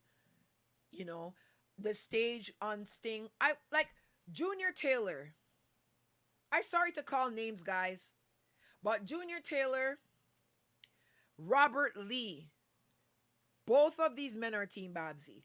Both of these men are a part of the original Sunsplash production team, right? These are men that take dancehall and reggae serious to their heart. These are men that could have been stage managers at Sting this year. Junior Taylor lives in Jamaica. Robert is in Jamaica all the time. Robert Lee. Right? Robert Lee is... I don't even want to talk too much, but he has a plaque on his wall for what's Kevin Little's song again name called again? Not Tempted to Touch. His is Turn Me On. Robert Lee has a plaque on his wall for that song. That's who these men are. These men is Team Babbzy. All these men is Team Babbzy. Len could reach out to these men and could have had them. These men live in Jamaica and frequent Jamaica. Robert doesn't live in Jamaica, but he's always there. We're going to do Sting. We need some real article men to control the stage and make sure the stage management runs. There's men that do that. They here. So that's what I'm saying. Like, if I was a part of Sting, all those angles were covered. Stage managers. Everything was covered. So I don't know. All of a sudden, I stopped hearing from Lang. You know what I mean? And I don't have no hard feelings against him. I ain't gonna be a part of next year though. I ain't coming back after Amari and Queenie. Not me. I ain't coming in that. I look like Salvation Army blogger. I was willing to help and be a part this year because he was coming back and he was having a hiatus for 7 years. I wanted him to win so bad, but I ain't gonna be a part next year. I wouldn't want to be a part of that. No way. Would never want to be a part of the Sting the year after Queenie and Amari pull off each other wigs and thing. What? Not me. I'm very disappointed. So like I said, like I don't know what happened. Like if Lang said, okay, we don't want to work with Babbzy, that's fine. I understand that. I'm not an unreasonable person. You don't want to work with Babbzy. We can't work with Babbzy. But you could have still used the plan. You could have still used the strategy. You could have still used everything that was broken down, right?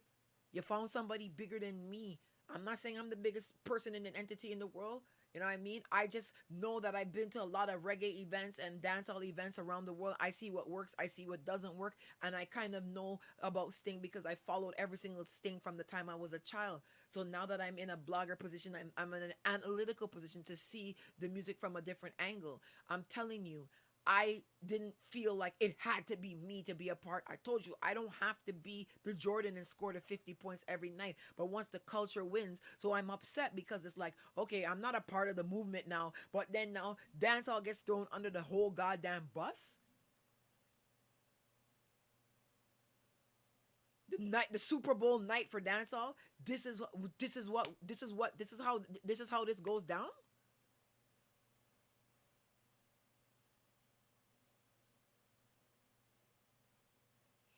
Sorry, someone says sorry. Please list artists who cannot write a rhythm because there are a lot of dancehall artists. Did you not watch Sting? Did you watch Pablo and Malidan? Did you watch Pablo and Malidan bring out Sizzla and Capleton lyrics to clash each other? The other artists that were there was one artist screaming. He was offbeat the entire time. He wasn't on beat. I don't remember. I don't remember half of these guys' names. I don't want to remember their names. I remember Malidan because he's the one that came out with no shirt on and his belly out and his pants down. And I'm like, what are you doing? Valiant was the best dressed. He came ready for a show, and Valiant performed on top of the car in the parking lot when the show was done. I loved his suit, loved his shoes, loved his outfit. He came ready. At the end, you're like, oh, we have 30 minutes left. We're just gonna just let everybody come and run out together. You can't do that. You can't do that. How did you lose that much track of time? Where was Joshi? Where was Silk Boss? Where was Skeng? They were all promoted as gonna be a part of the event. Joshi came out and said the contract wasn't right, the money wasn't right. Here we go again, the money problem. Why is there a money problem? I think Sting going forward, if they want to keep this brand, because it's going to be very hard for another show to come up in Jamaica that's going to be a class show that's going to highlight the skills of dancehall artists, that's going to ever be able to reach the levels of a Sting, because Sting already had the Ninja Mans and the Mad Cobras and Shabas and these people. I think somebody like Usain Bolt should take over Sting. Yeah. I think someone like Usain Bolt should take over Sting. Someone else needs to be the face of Sting. Leng and Heavy D could be the partners, but there's always this issue about money, and it's just confusion, and you need to get rid of that because Sting is a brand that I would hate to see go down the drain and die. But for me, I like I said, nobody can say Babsy. You get up and do something. I got up and did something. I designed an entire plan. An entire plan to say, here is the year where you're gonna redeem yourself. And everybody that would have been needed, if there was a person in my resource pool that could help, they would have helped. Some of them were like, I ain't going around Lang Babsy, but if you there, sorry. Hold on there. They were saying that they don't want to go around Lang, but if I go be there, they go come. They don't have a problem with me being there, right? Everybody was on board. Everybody was on board. I don't know. I don't know. I feel like Down Sound must take over Sting. Down Sound already took over Sting. Down Sound took over Sting the year that Supercat performed. I don't know what happened between Joe and Lang, but Joe left, and then Joe went to Sumfest. You see, now here's the problem. Sumfest now is the cream of the crop event in Jamaica when it comes to dancehall and reggae, right? And I'm gonna tell you guys something. I've traveled everywhere for reggae and dancehall events. When it comes to the setup, the media, the logistics, Sumfest is ahead of every single reggae show out here. There's no reggae show out here that is on the level of a Sumfest. I have to big up Scatter and big up Joe on that. There's none. All of these events, they are so. I'll tell you something. I'm backstage at Sumfest. Massacre just performed. It was. It's either Massacre just performed or Idonia and Governor just performed. I think it was Massacre that just performed. The whole backstage is stopped. Task force men with guns standing up in front. So I'm like, what's going on? They're like, Idonia and Massacre are passing each other. The task force men, I don't know what that's the JCF or the JDF. I'm thinking it's the JDF in Jamaica, but it's the one with the rifles, right? Not the ones in the street that you see running around doing like it's the bad man them with the rifles. They're standing and blocking the way because Massacre and Idonia are passing each other backstage. And nobody could move because they had everything blocked off. Because, it was Massacre coming off the stage. Massacre walked off the stage because I remember Corey Todd was behind him. And they marched. Massacre left. He didn't even stay. And Idonia and Governor and all of them were at the part in the front, like to come on next. And task force men had them block off. So when you're hearing entourages fighting backstage at Sting, you cannot get that to happen at Sumfest. Sumfest have them real security out there. Sumfest has a real media hut. A media hut that's air conditioned, sections for people to do videos, quiet corners. Sumfest is a class cut above. The only reggae show I've ever been to around the world that can even come close to Sumfest is Reggae on the Hill in Barbados.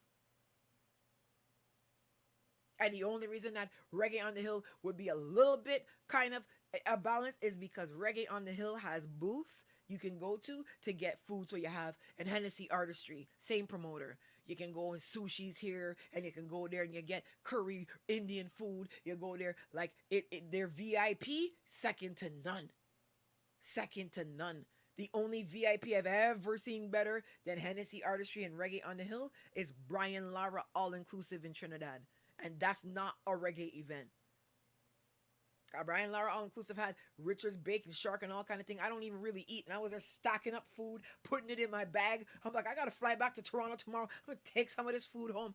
Cream of the crop stuff. I can tell you, I've been to the high level events and I've been to the gutter ass events. When it comes to reggae and dancehall, Sumfest is second to none. Reggae on the Hill next. Because they've put in the effort to the logistics part. This is why Sting is 30 years in. They shouldn't have people fighting backstage and all kind of madness. There's no way. There's no way.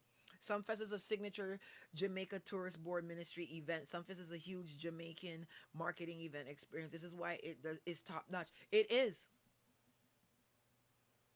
It is. Rebel Salute is up there, but when I tell you the truth, like Sumfest, the Sumfest experience, second to none. Joe and Scatter and them ain't spare no details on that. They ain't pass a detail on Sumfest. That's the most safest and respected I've ever felt at any event as a blogger is Sumfest. It's Sumfest. There's certain things you can't avoid, like the traffic to get in and stuff. It's the Caribbean, it's one road. But once you get in that venue, second to none. The only events I could compete, I'm telling you, is Reggae on the Hill in Barbados and Brian Lara All Inclusive. That's them events is stellar events. You're somebody that you classy and you want to have a good time and you spend your money, Brian Lara All Inclusive, Trinidad Carnival. They no event that can touch that. Trust me, they did a very good job doing those events.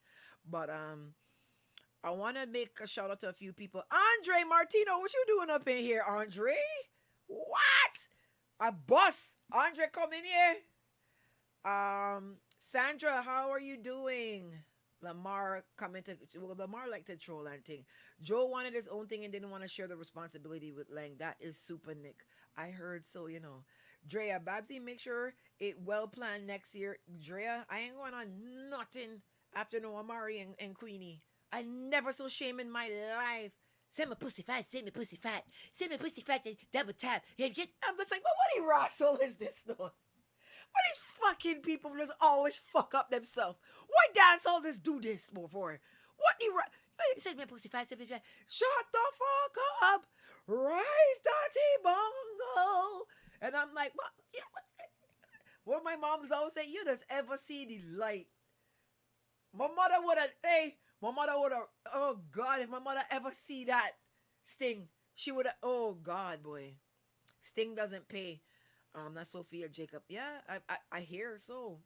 Maybe they didn't want the battle format to continue, Amanda. Then I think they need to rebrand the show because Sting is a clash show that's supposed to highlight all of the acts that can clash and that can handle themselves on a stage. You know what I'm saying?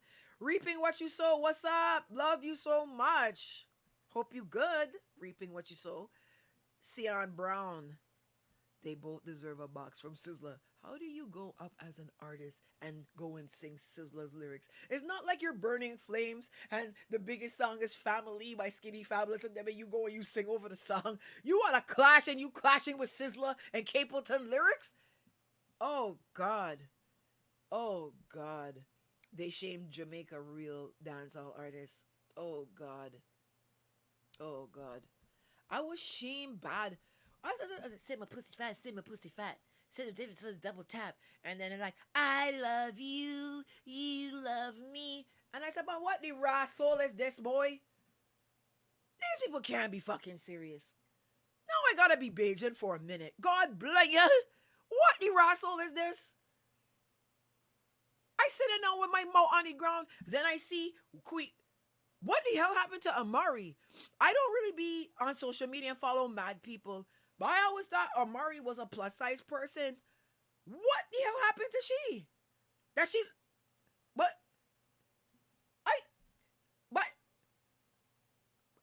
but Amari is the first person that I see turn into a ghost. Amari is the only. Amari is a ghost. When I looking at Amari, if Amari is 110 pounds, Amari was a plus size person. What the hell happened to she? Can somebody give me Amari diet? Because I can stay far from that. I don't want to look so. I don't like to make fun of how people look, but what the hell happened to Amari? Amari lost herself. How come she's that skinny? Somebody have to update me on that. I don't know why she looked like. What happened to her? Surgery. Oh my God. Oh my God. Oh my God. GT Taylor Extravaganza is a good show too, but it's not on that pristine level, if you understand what I mean. No disrespect to GT Taylor. It's just not on the level of a Sumfest or a level of a Reggae on the Hill. Like it's still a kind of stage show experience where Sumfest is a reggae experience, dancehall experience. It's not the same. It's not the same. It's crazy. Someone say do Queenie again. Set my pussy fat, set my pussy fat. And then say set my double tap. What she does? God bless you. Look. Set my pussy fat, set my pussy fat. I don't that's the first thing I needed a translator for. I was like, can somebody in Jamaican come tell me what they saying? Because most times I can understand Jamaican, even the ones that come from country that be saying her and calling him her and like I usually get it, but like Queenie and I'm like, all I heard is Amari said, "Shut the fuck up," and then I heard her say, "What, Nico? You mash up my life," and I was like, oh God, if Gully Bop did run out, that would have saved the thing, you know. Gully Bop should have come out there. Gully Bop, where Gully Bop is, Gully Bop should have come out on Queenie's side. If Queenie brought Gully Bop out, that would have then now kind of saved a little bit. You understand? Because Gully Bop, them hiding from the bop, them hiding from the bop. Gully Bop would have come out. He would at least said, you know, I'm not gonna perform for FREE. and I'm gonna climb a TREE. At least Gully Bop would have had a little 1-2 lyrics. You know what I mean? Gully Bop would at least come out and say a little something with his fake Hollister outfit. But you know what I mean? Like he would have still come and do a little something. Queenie bring out Gully Bop, that would have been something. You know what I mean? Or Olive. I don't know if you remember Olive. Amari used to live. Gully Bop used to live with a woman named Olive. If Olive came up with some bars, I would have been like, okay, now we go save this a little bit. Like, at least we could kind of at least make this into a little clash kind of thing. I was so ashamed. I didn't know what to say. In my mind, I'm like, I cannot believe Lang did this, Rasul. When I talked to Lang, Lang seemed so focused on redeeming his brand, redeeming the show, making the show like that was the impression that I got when I talked to Lang. I talked to him. I don't know what I mean, I don't know what one dance can do. I don't know what 4 months could do. Cause last time I talked to Lang was August. And I'm just shocked that this is the sting that they came with. Cause it's not like he can't say we never had no help and you had a plan. Foota Hype was saying, oh, some certain sponsors backed out. But that's what the plan was for. The plan was to get the sponsors outside of Jamaica so that you could have solidified them. So like the problems that are being announced that they're having are problems that were addressed in the plan to roll Sting out on an international level. It wasn't like Lang had any heavy lifting to do. He just had to be like, okay, let's do this. He would have still went on stage and these shows and been the face and talked and said certain things. But like he would have had a legitimate, proper show done. Because if I put my name on something, oh, you better believe left, right, government boots. That shit gotta be perfect. I'm not coming out there and I'm fucking, no. And I already had leveraged the top people in the industry, top entertainers, top artists, top selectors, media people, PR people, marketing people, people who just know so much about dancehall that might not even really be in a role like that. But like Junior Rodigan has a plethora of knowledge. Like these are people, I don't even want to call names. I already linked artists. Sita was the first person that I talked to when I came off the phone with Lang. I'm like, Lang is going, they're going to do an international thing. I said, you got to be on that. You got to be on that. Brighter Star I call next. Like it was really so sad to see that he had such a developed plan and he turned around and he did this. Shocked. Shocked. Shocked. Shocked.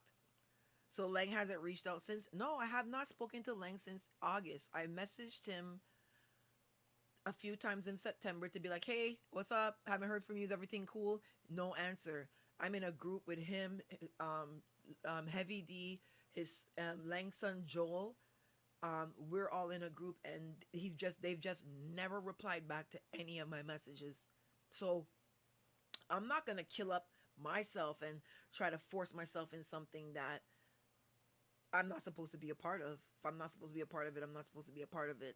So I just pulled back because I figured, okay, I actually really figured that somebody bigger than me got involved and they didn't need me.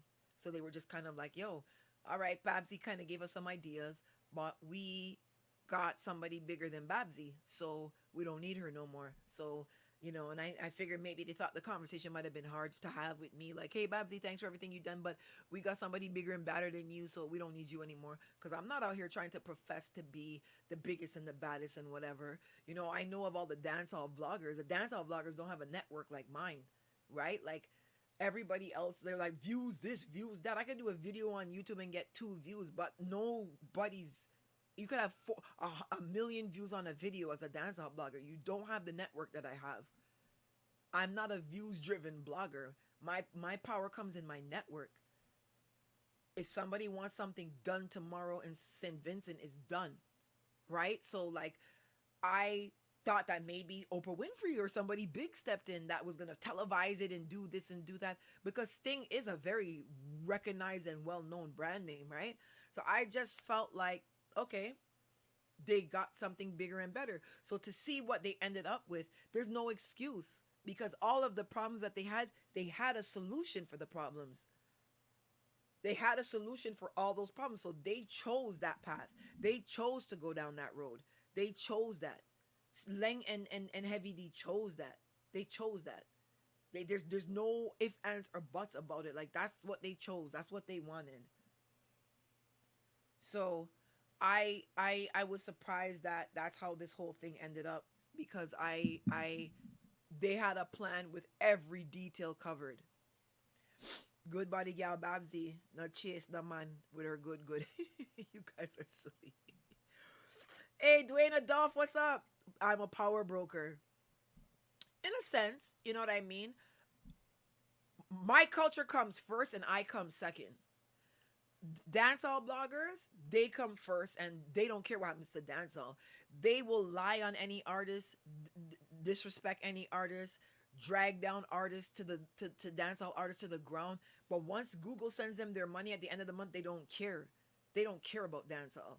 Right? That's why I find it very funny that they always accuse me of being the enemy of dancehall when really and truly they're the culture vultures because they're the ones taking from their own culture and not putting back anything into it. They don't care how their lies affect these artists and their lies affect the industry. As long as Google sends them their money each month, they don't give a shit. And it's their music. Whenever the time comes and conversations come, it's just like, oh, well, dancehall belongs to us and dancehall is this and that. But you're the one tearing it down. Yeah, you're Jamaican and dancehall is Jamaican, but you're the one tearing down your own music. You're the one lying on your own artists. You're the one making up stories and trying to destroy people. How come you're allowed to do that because you're Jamaican? And then somebody trying to help the music, but because they're Bajan, they're the outsider? You're the one destroying these people. You're the one making up these stories and telling lies. You don't see me come on here and put, oh, I got to put up a clickbait title. I don't do that. I've always been a supporter of artists. I've always been a supporter of the music. They're the ones tearing down their own music. And then they point the finger and say that it's oh, Babbzy won't come. Oh, Babbzy has a Soca agenda. Soca agenda? I don't have no agenda. My agenda is so that that Caribbean music wins, and the same way Chinese culture, and the same way Indian culture, and the same way everybody else's culture is out here respected. That's the respect that I want for my culture. I want my people to be able that okay, you didn't do so well in school, your family don't have much money, but you can sing a soca song. So you know what? You can get out here and you can put hot water on your mother's house now because you can sing soca and you know how to bring our culture to the next level and benefit from it financially. So your mom has hot water on their house, your children now can go to school because you're a soca artist and you make enough money to send them to school now. So now you're breaking the cycle. You're breaking the cycle that us Caribbean people are stuck in. Right? Part of the cycle is education. You have to be educated. So now you're traveling and you're making money around the world. Now your kids can get an education and now they have a better chance at life. And now they don't have to scam and whore and sleep with 40 men to pay bills. Now they have a chance. You're giving them a chance. So I want my culture to make my people give their offspring and our future a chance. But when it comes to dancehall, every word you look in dancehall, that the tenement yard, they want to bring it in it. They want to bring the tenement yard in blogging. They want to bring the tenement yard into the middle of dancehall. Popcorn, you have a problem with Sharon Burke and Shaggy? Go and call them off the air. You're the most popular dancehall artist right now. Why would you come and publicly disrespect one of the most respected dancehall artists, Shaggy, that toured with Sting and all these people? That's not what you're supposed to be doing with your social media. You're supposed to be going around and showing the videos of your mother cooking food in St. Thomas and showing country life in Jamaica. You're supposed to be showing positivity with your social media. You got a problem with Shaggy? Go down the road and quarrel with Shaggy. Shaggy on the corner playing Ludi with somebody. Go and deal with him in private. Sizzla, you're friends with DJ Khaled for 20 years. What are you doing coming on social media playing the ass? Go and call DJ Khaled and talk to him off the air. Why you all have to bring the tenement yard into everything that you have? Leave the tenement yard in the tenement yard. That's the difference between Soca. Soca ain't gonna let the tenement yard in. Ain't gonna let it in. Ain't gonna let it in. Soca's nowhere near dancehall. Dancehall was a mainstream music that did extremely well. You seen Shaba on Arsenio Hall. They were already up. So the world doesn't know soca. The world knows dancehall and reggae. Soca doesn't have a Super Bowl night like a Sting or a Sumfest. There's no event. The only event that would match that is Trinidad Carnival. And it's not something that's televised. It's something that you have to go in person and see. The frustrations is dancehall has been given so many opportunities. The world is just like this. We're waiting for a dancehall song. We're waiting for a dancehall song. Oh, hood celebrity, walking trophy. That sounds like dancehall. Let's run with that. Waiting. The world is just like Jamaica. Send us dancehall music. We want it. Soca's trying to kick down doors still and fight and be like, oh no, this is Soca and this is what we do and dancehall. Everyone's like, send us the music. Where's Shaba? Is Shaba Ranks around? We want to hear a song from Shaba. When Shaba Ranks can go and sit down and interview white girl, grew up in a white neighborhood, it's like, I'm in love with a man, and knows every lyric to his song. Trailer Load, girls, girls, every day. Every single white person I went to school with can recite that song right now. I guarantee you. Word for word. Every white person I went to school with can recite Me a Rude Boy, You Tell Me to Take Back Na Child. That one, Super Cat. All them songs, they know every word to it because that's when dancehall was mainstream. Soca has never been there. It's two different musics. All that's happening is Soca's become an alternative. Oh, so Taga Rankin wants to give an attitude. Hey, where's Kess at? Is Kess available? Bring Kess. Jamaica doesn't care, period. That's the way they are from day one. It's sad though, but I swear. Hiya, Miss Bod. Facts. Hey, Gaza Ricardo, what's up, sweetie? So that's my thing. I've always been like, you think I couldn't just come and been a video blogger and come and tell jokes every day and be like, send me pussy fat, send me pussy fat. Send me double tap, this. I could do that. But I was like, yo, I want to make sure that I split my platform with my culture, that my culture can win, and that people like Sita can get out there, right? That was the purpose of my platform. But I'm not gonna fight every single day with dancehall bloggers who don't know nothing about dancehall. Like, what are we doing?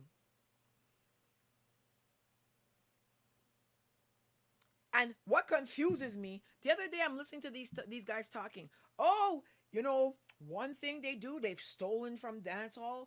The reggae, reggaeton stole from us, and I'm like, where does reggae music come from? Afrobeat stole from us? No, it didn't. Afrobeats was its own music for years. Afrobeats is a general category for music coming Africa. There are some African songs that sound like dancehall. The majority of them do not, though. Oh, and this person steal from us. Do you know how your music got here? Do you know that ska is a half American because it's R&B and mental? And you know that mental comes from calypso from Trinidad and Tobago? Let's just stop talking about this culture vulture and stealing music thing right now. This is not going to really go good for you. Oh, did you see what Miley Cyrus did to Florgon?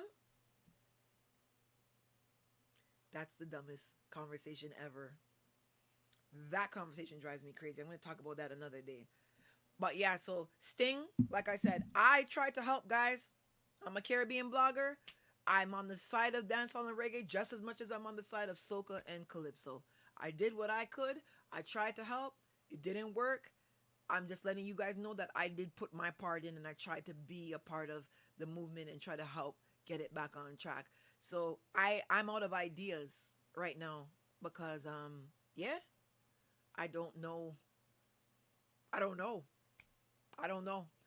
I don't know. I think Sting needs to get new partners. I think Usain Bolt, truthfully, should be the face of Sting. Right? I think that's the person that they would need. Usain Bolt. I just think he would be ideal because of his competitive nature, the clashing and running, and like I think he would be the best face for Sting right now. He's into the music deep as well. I think Lang and Heavy D need to just be silent investors and let somebody else plan this thing because this could have been way much of a better win for dancehall. I'm sure they made money, you know, and I'm sure that they walked away and they're okay, but at the expense of the reputation of dancehall and at the expense of their own reputation, that doesn't make sense. That's counterproductive, you know. It's just, I don't know what happened, but like for me, I just sad to see that Amari and Queenie headline Sting 2022 after a 7 year hiatus. That just makes the music look so desperate and empty, you know. Um, I think that somebody needs to get on these dancehall artists and get them to the point where they can ride rhythms, where they can perform, where they can now feel comfortable going to interviews because they don't want to interview because they don't want to have to ride rhythms. Like I think that um they need to do that. Babs, you know a guy named Buggy? Yeah, there's Buggy Nakente and Buggy Ranks. There's two Buggies in Barbados. Buggy Nakente is a Rasta that is huge. He's Team Babsy. And then Buggy Ranks is from where my area is. He was an artist from back in the day that moved to New York and then he moved back to Barbados. But yeah, so let me tell you guys, I was just really disappointed in how everything turned out. And I just felt like Lang could have done way better. He had a lot of time on his hands. He could have just really did a lot better than he did. And I just felt like they chose, you know, a lot of the times people they don't want to come out of the tenement yard, right? Like they want to be in the tenement yard and that's where they feel comfortable. And I just feel like maybe Lang and Heavy D feel comfortable there. And literally I don't know what that was about, but they had options. They had options to have a bigger show, better show. Someone said, Babsy, where's Farai? Hey, Renee. Farai had a brain tumor that was pressing on his eye, and I know he had lost his vision temporarily. Um, I think he's back up and running now. I saw a video of him recently, but he's doing better, a lot better. Um, Any other questions? Someone says I'm disappointed. Ego and quick money. That's the thing. Like you can't hustle your music. You gotta make your music an industry. That's what reggaeton did. That's what Afrobeats did. That's why they're winning because they're not hustling out their music. They're turning it into a music industry, right? So why do you keep hustling out dancehall? Someone said, "How's Bentley?" Oh, Bentley. Oh, my dad is not good. I won't lie. He's not doing well at all. My mom passing away has literally crumbled him. Like he's not doing well. I I'm doing a bit better. I've Christmas was bad. Um every day's been bad. You know what I mean? Today's been a little bit better. That's because I shut off pretty much all my social media and everything, and I just got some rest and sleep because I haven't really slept since my mom passed away. So, but my dad, bruh, my dad's my dad is done. My dad's a wreck. Like he is an absolute wreck. I try to hold it together for him because he's just a wreck.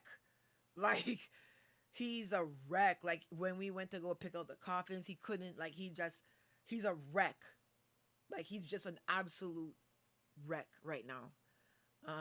One day at a time. Yeah, you know, it's surprising that to see what happened. Like my mom's frying bakes Monday morning, and then Thursday she's deceased, and it's just I wasn't really expecting that. I wasn't really prepared for that. I wasn't really ready for that. You know, I did not expect my mom to go in the hospital with a bladder infection and die, you know, but she became septic and that was the end of it. Like that's the same thing that happened to Spice, but Spice is younger and they were able to save her, right? But my mom, being an elderly person with a lot of underlying health conditions, it was just like once the sepsis started, it was like it just flew through. Like it was literally like 6 o'clock in the evening. She's asking me for a hamburger, and then 4:55 in the morning. So 11 hours later, she was dead. Like it was just so fast, and like I was just surprised, like talking to her on the phone and talking to the hospital, and they're like, yeah, she was supposed to come home this morning, but they found the bacteria, the gram negative bacilla, I think it's called, and literally, literally, like she was supposed to come home the next day. They're like, we're gonna give her some antibiotics because we found this bacteria. It's like, okay. So the next day she was supposed to come home, but she died. It was just crazy. It was just literally crazy. You know what I mean? Yeah. Someone said Tracy. Tracy says, "Oh my God, yeah, like, bruh, my mom, like, you know what I mean?" And someone says, "Anyone cool without their soulmate?" Yeah, like it was so fast. Like it was just so fast. It was like, boom, bang, done. And if it wasn't for Kiwana Scott, originally Kiwana Quinton, I there wouldn't have even been a funeral. Kiwana coordinated everything. She dealt with the church. She dealt with the funeral home. She was like, tomorrow morning at 10, you have to go here. You have to go here for 12.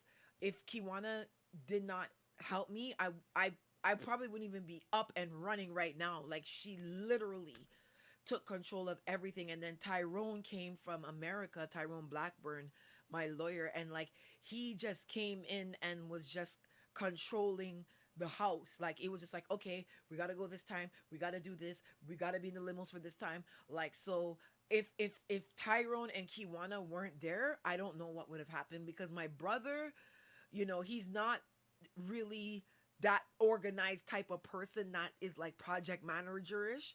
Like he's more of the laid back, chill back, like how my mom is.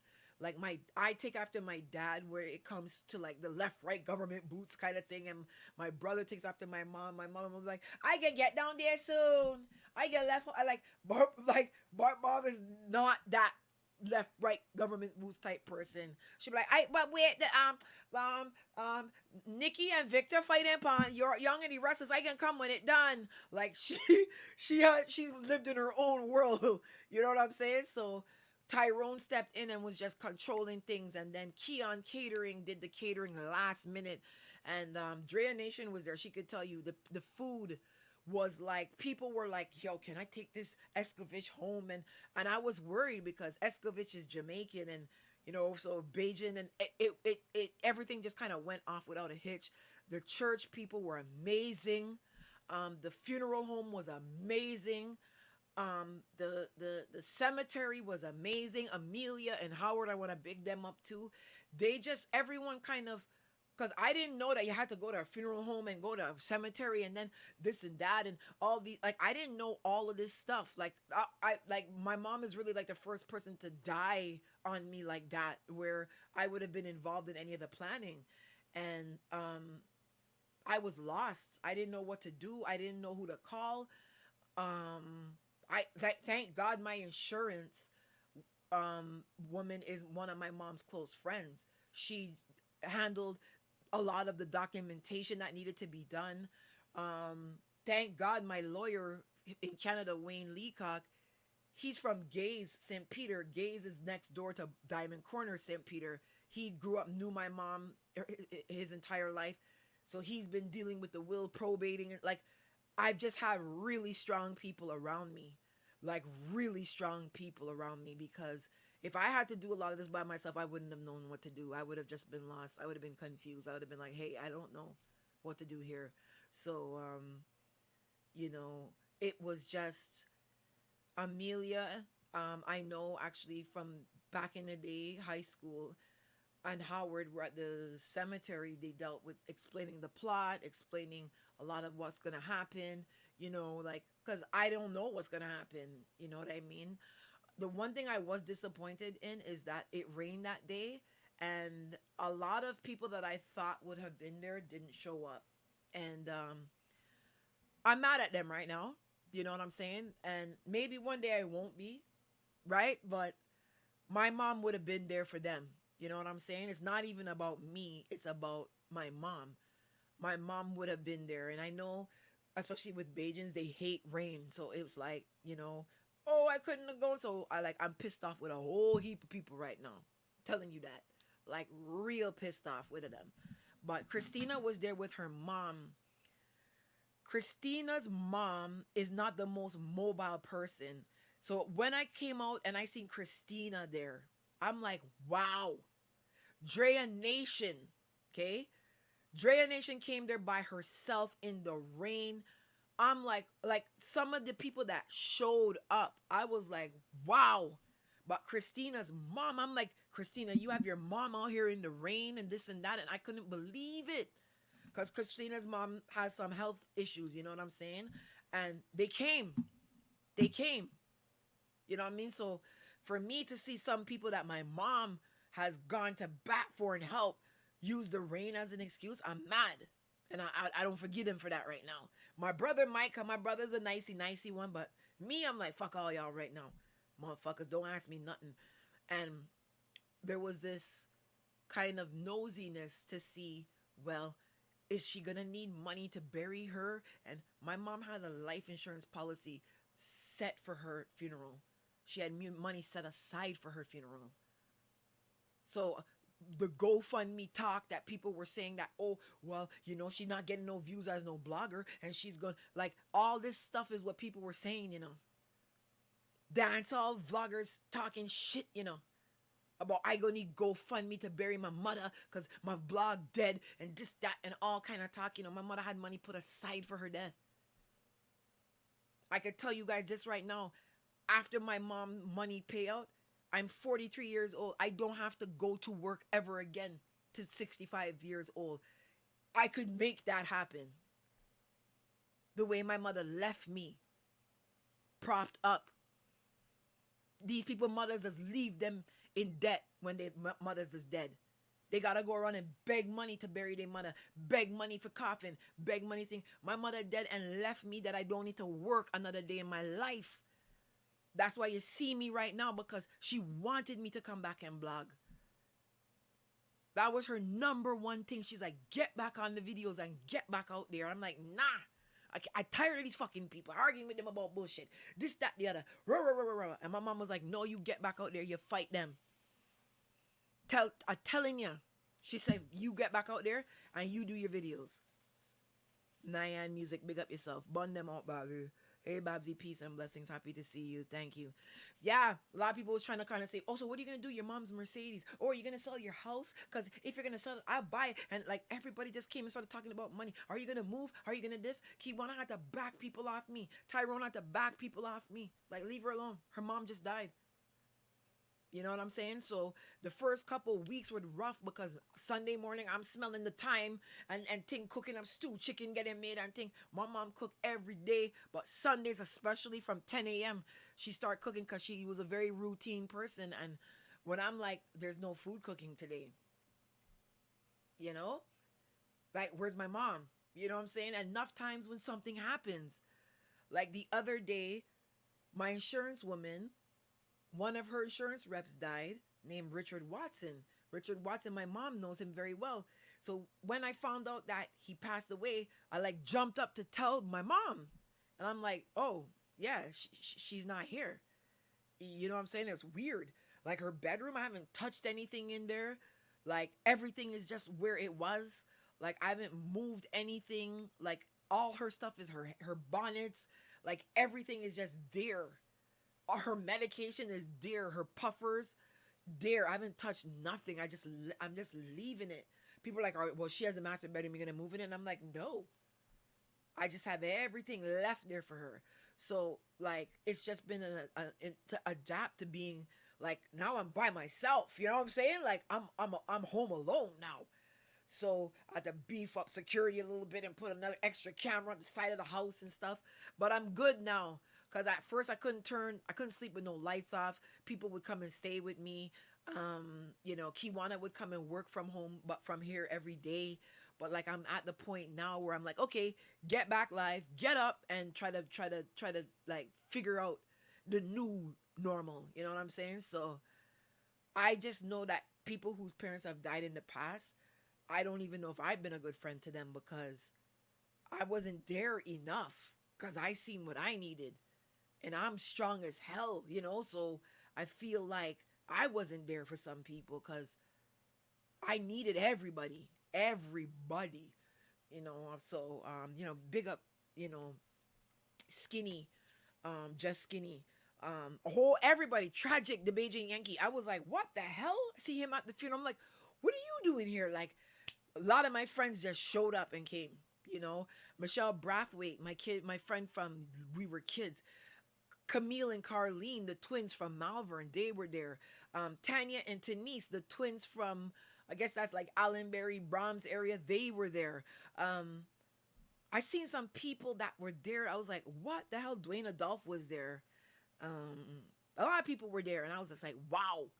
Couldn't believe it. Kamar, Cookie Call Quest was there. Jeff, J Swift, Tesla Man, he was there. Sean Brownfield was there. Like a lot of the people I grew up with were there. Kimia, Mignot's mom and dad, Patsy and Errol were there. They shocked me. My mom's work shift, they came. My mom's been retired for 10 years. They all came. They all came. My plumber, Zeffy, came. He's like, I only know your mom a little bit of time, but oh my God, she make me feel warm when I come to the house. And my electrician came. Hayden, he devastated because everybody who's ever come in contact with my mom's like, oh, I love your mother, I love your mom, bruh. So like when I seen the turnout, I'm like, wow. Like her workplace shift showed up. She hasn't been to work in 10 years. They all showed up. I was like, bruh. So and Dwayne Adolph was there. Dwayne Adolph is the man credited to discover, make, create Babbzy. He's the person that reached out to me in the beginning of my blog and showed me that I could just do more than just videos. Carrot Box is Dwayne. All of the stuff that I do is Dwayne in the chat right there. He wasn't even well that day he came. Seriously. So it was one of those things, but then a lot of people didn't show up. I got you in my heart for that. You better don't catch me on a bad day. I want to tell you about your raw soul. You understand? So I'm going to come back next week, guys. Fantastic Fridays is back. Today, I just wanted to handle this Sting conversation. I didn't want to jump in right away when everybody else was talking about it because everybody be like, oh, you try to run for topics and this and that. I need all my Jamaican followers. I need you right now. Please support me for the next month with the dancehall trolls because my mama's dead and a lot of the things ain't going to be able to be as easy for me to handle. So I'm going to need you Jamaican followers to deal with the trolls for me. More so, even after I have to appoint some of you to be Babbzy for a bit, you handle them for me, especially on YouTube. You handle these trolls for me because I can't really deal with all that right now. But I do want to fulfill the one wish my mom had, which was to bring my blog back. So that's why I'm back right now. So I need y'all help with this because these people that's coming for me all the time, you understand? So anyhow, big up everybody. Christina Dubplays. You guys, I'll come with some Dubplays next week. And Andre Martino, big up yourself. When I see you over here, I know I'm winning. Dwayne, Ingrid, Sandra, Jen, Taurus, Muzdog.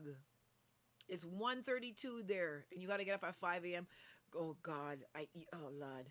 Gaza Ricardo, big up yourself. Jewel Cumberbatch, thank you for the kind words. Colette, big up yourself. Christina, Keats. I'm coming to Barbados soon. I'm going to come look for you in the regular place where I see you. You know, me and you, we have our own place, right? Where I always come and look for you. Make sure you dare. All right? Yvonne, Super Nick, British Marcia, good night. Have a good night, everybody. Cool Joe Clinton, big up yourself. Damien Sutherland, thank you so much for the kind words. Thank you, Dre. I appreciate you a lot, more than you ever know.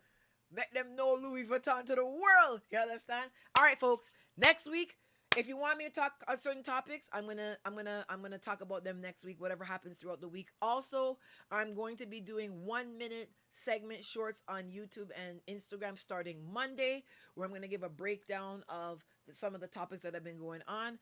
I'm gonna give you my take on the Tory Lanez situation and some other things.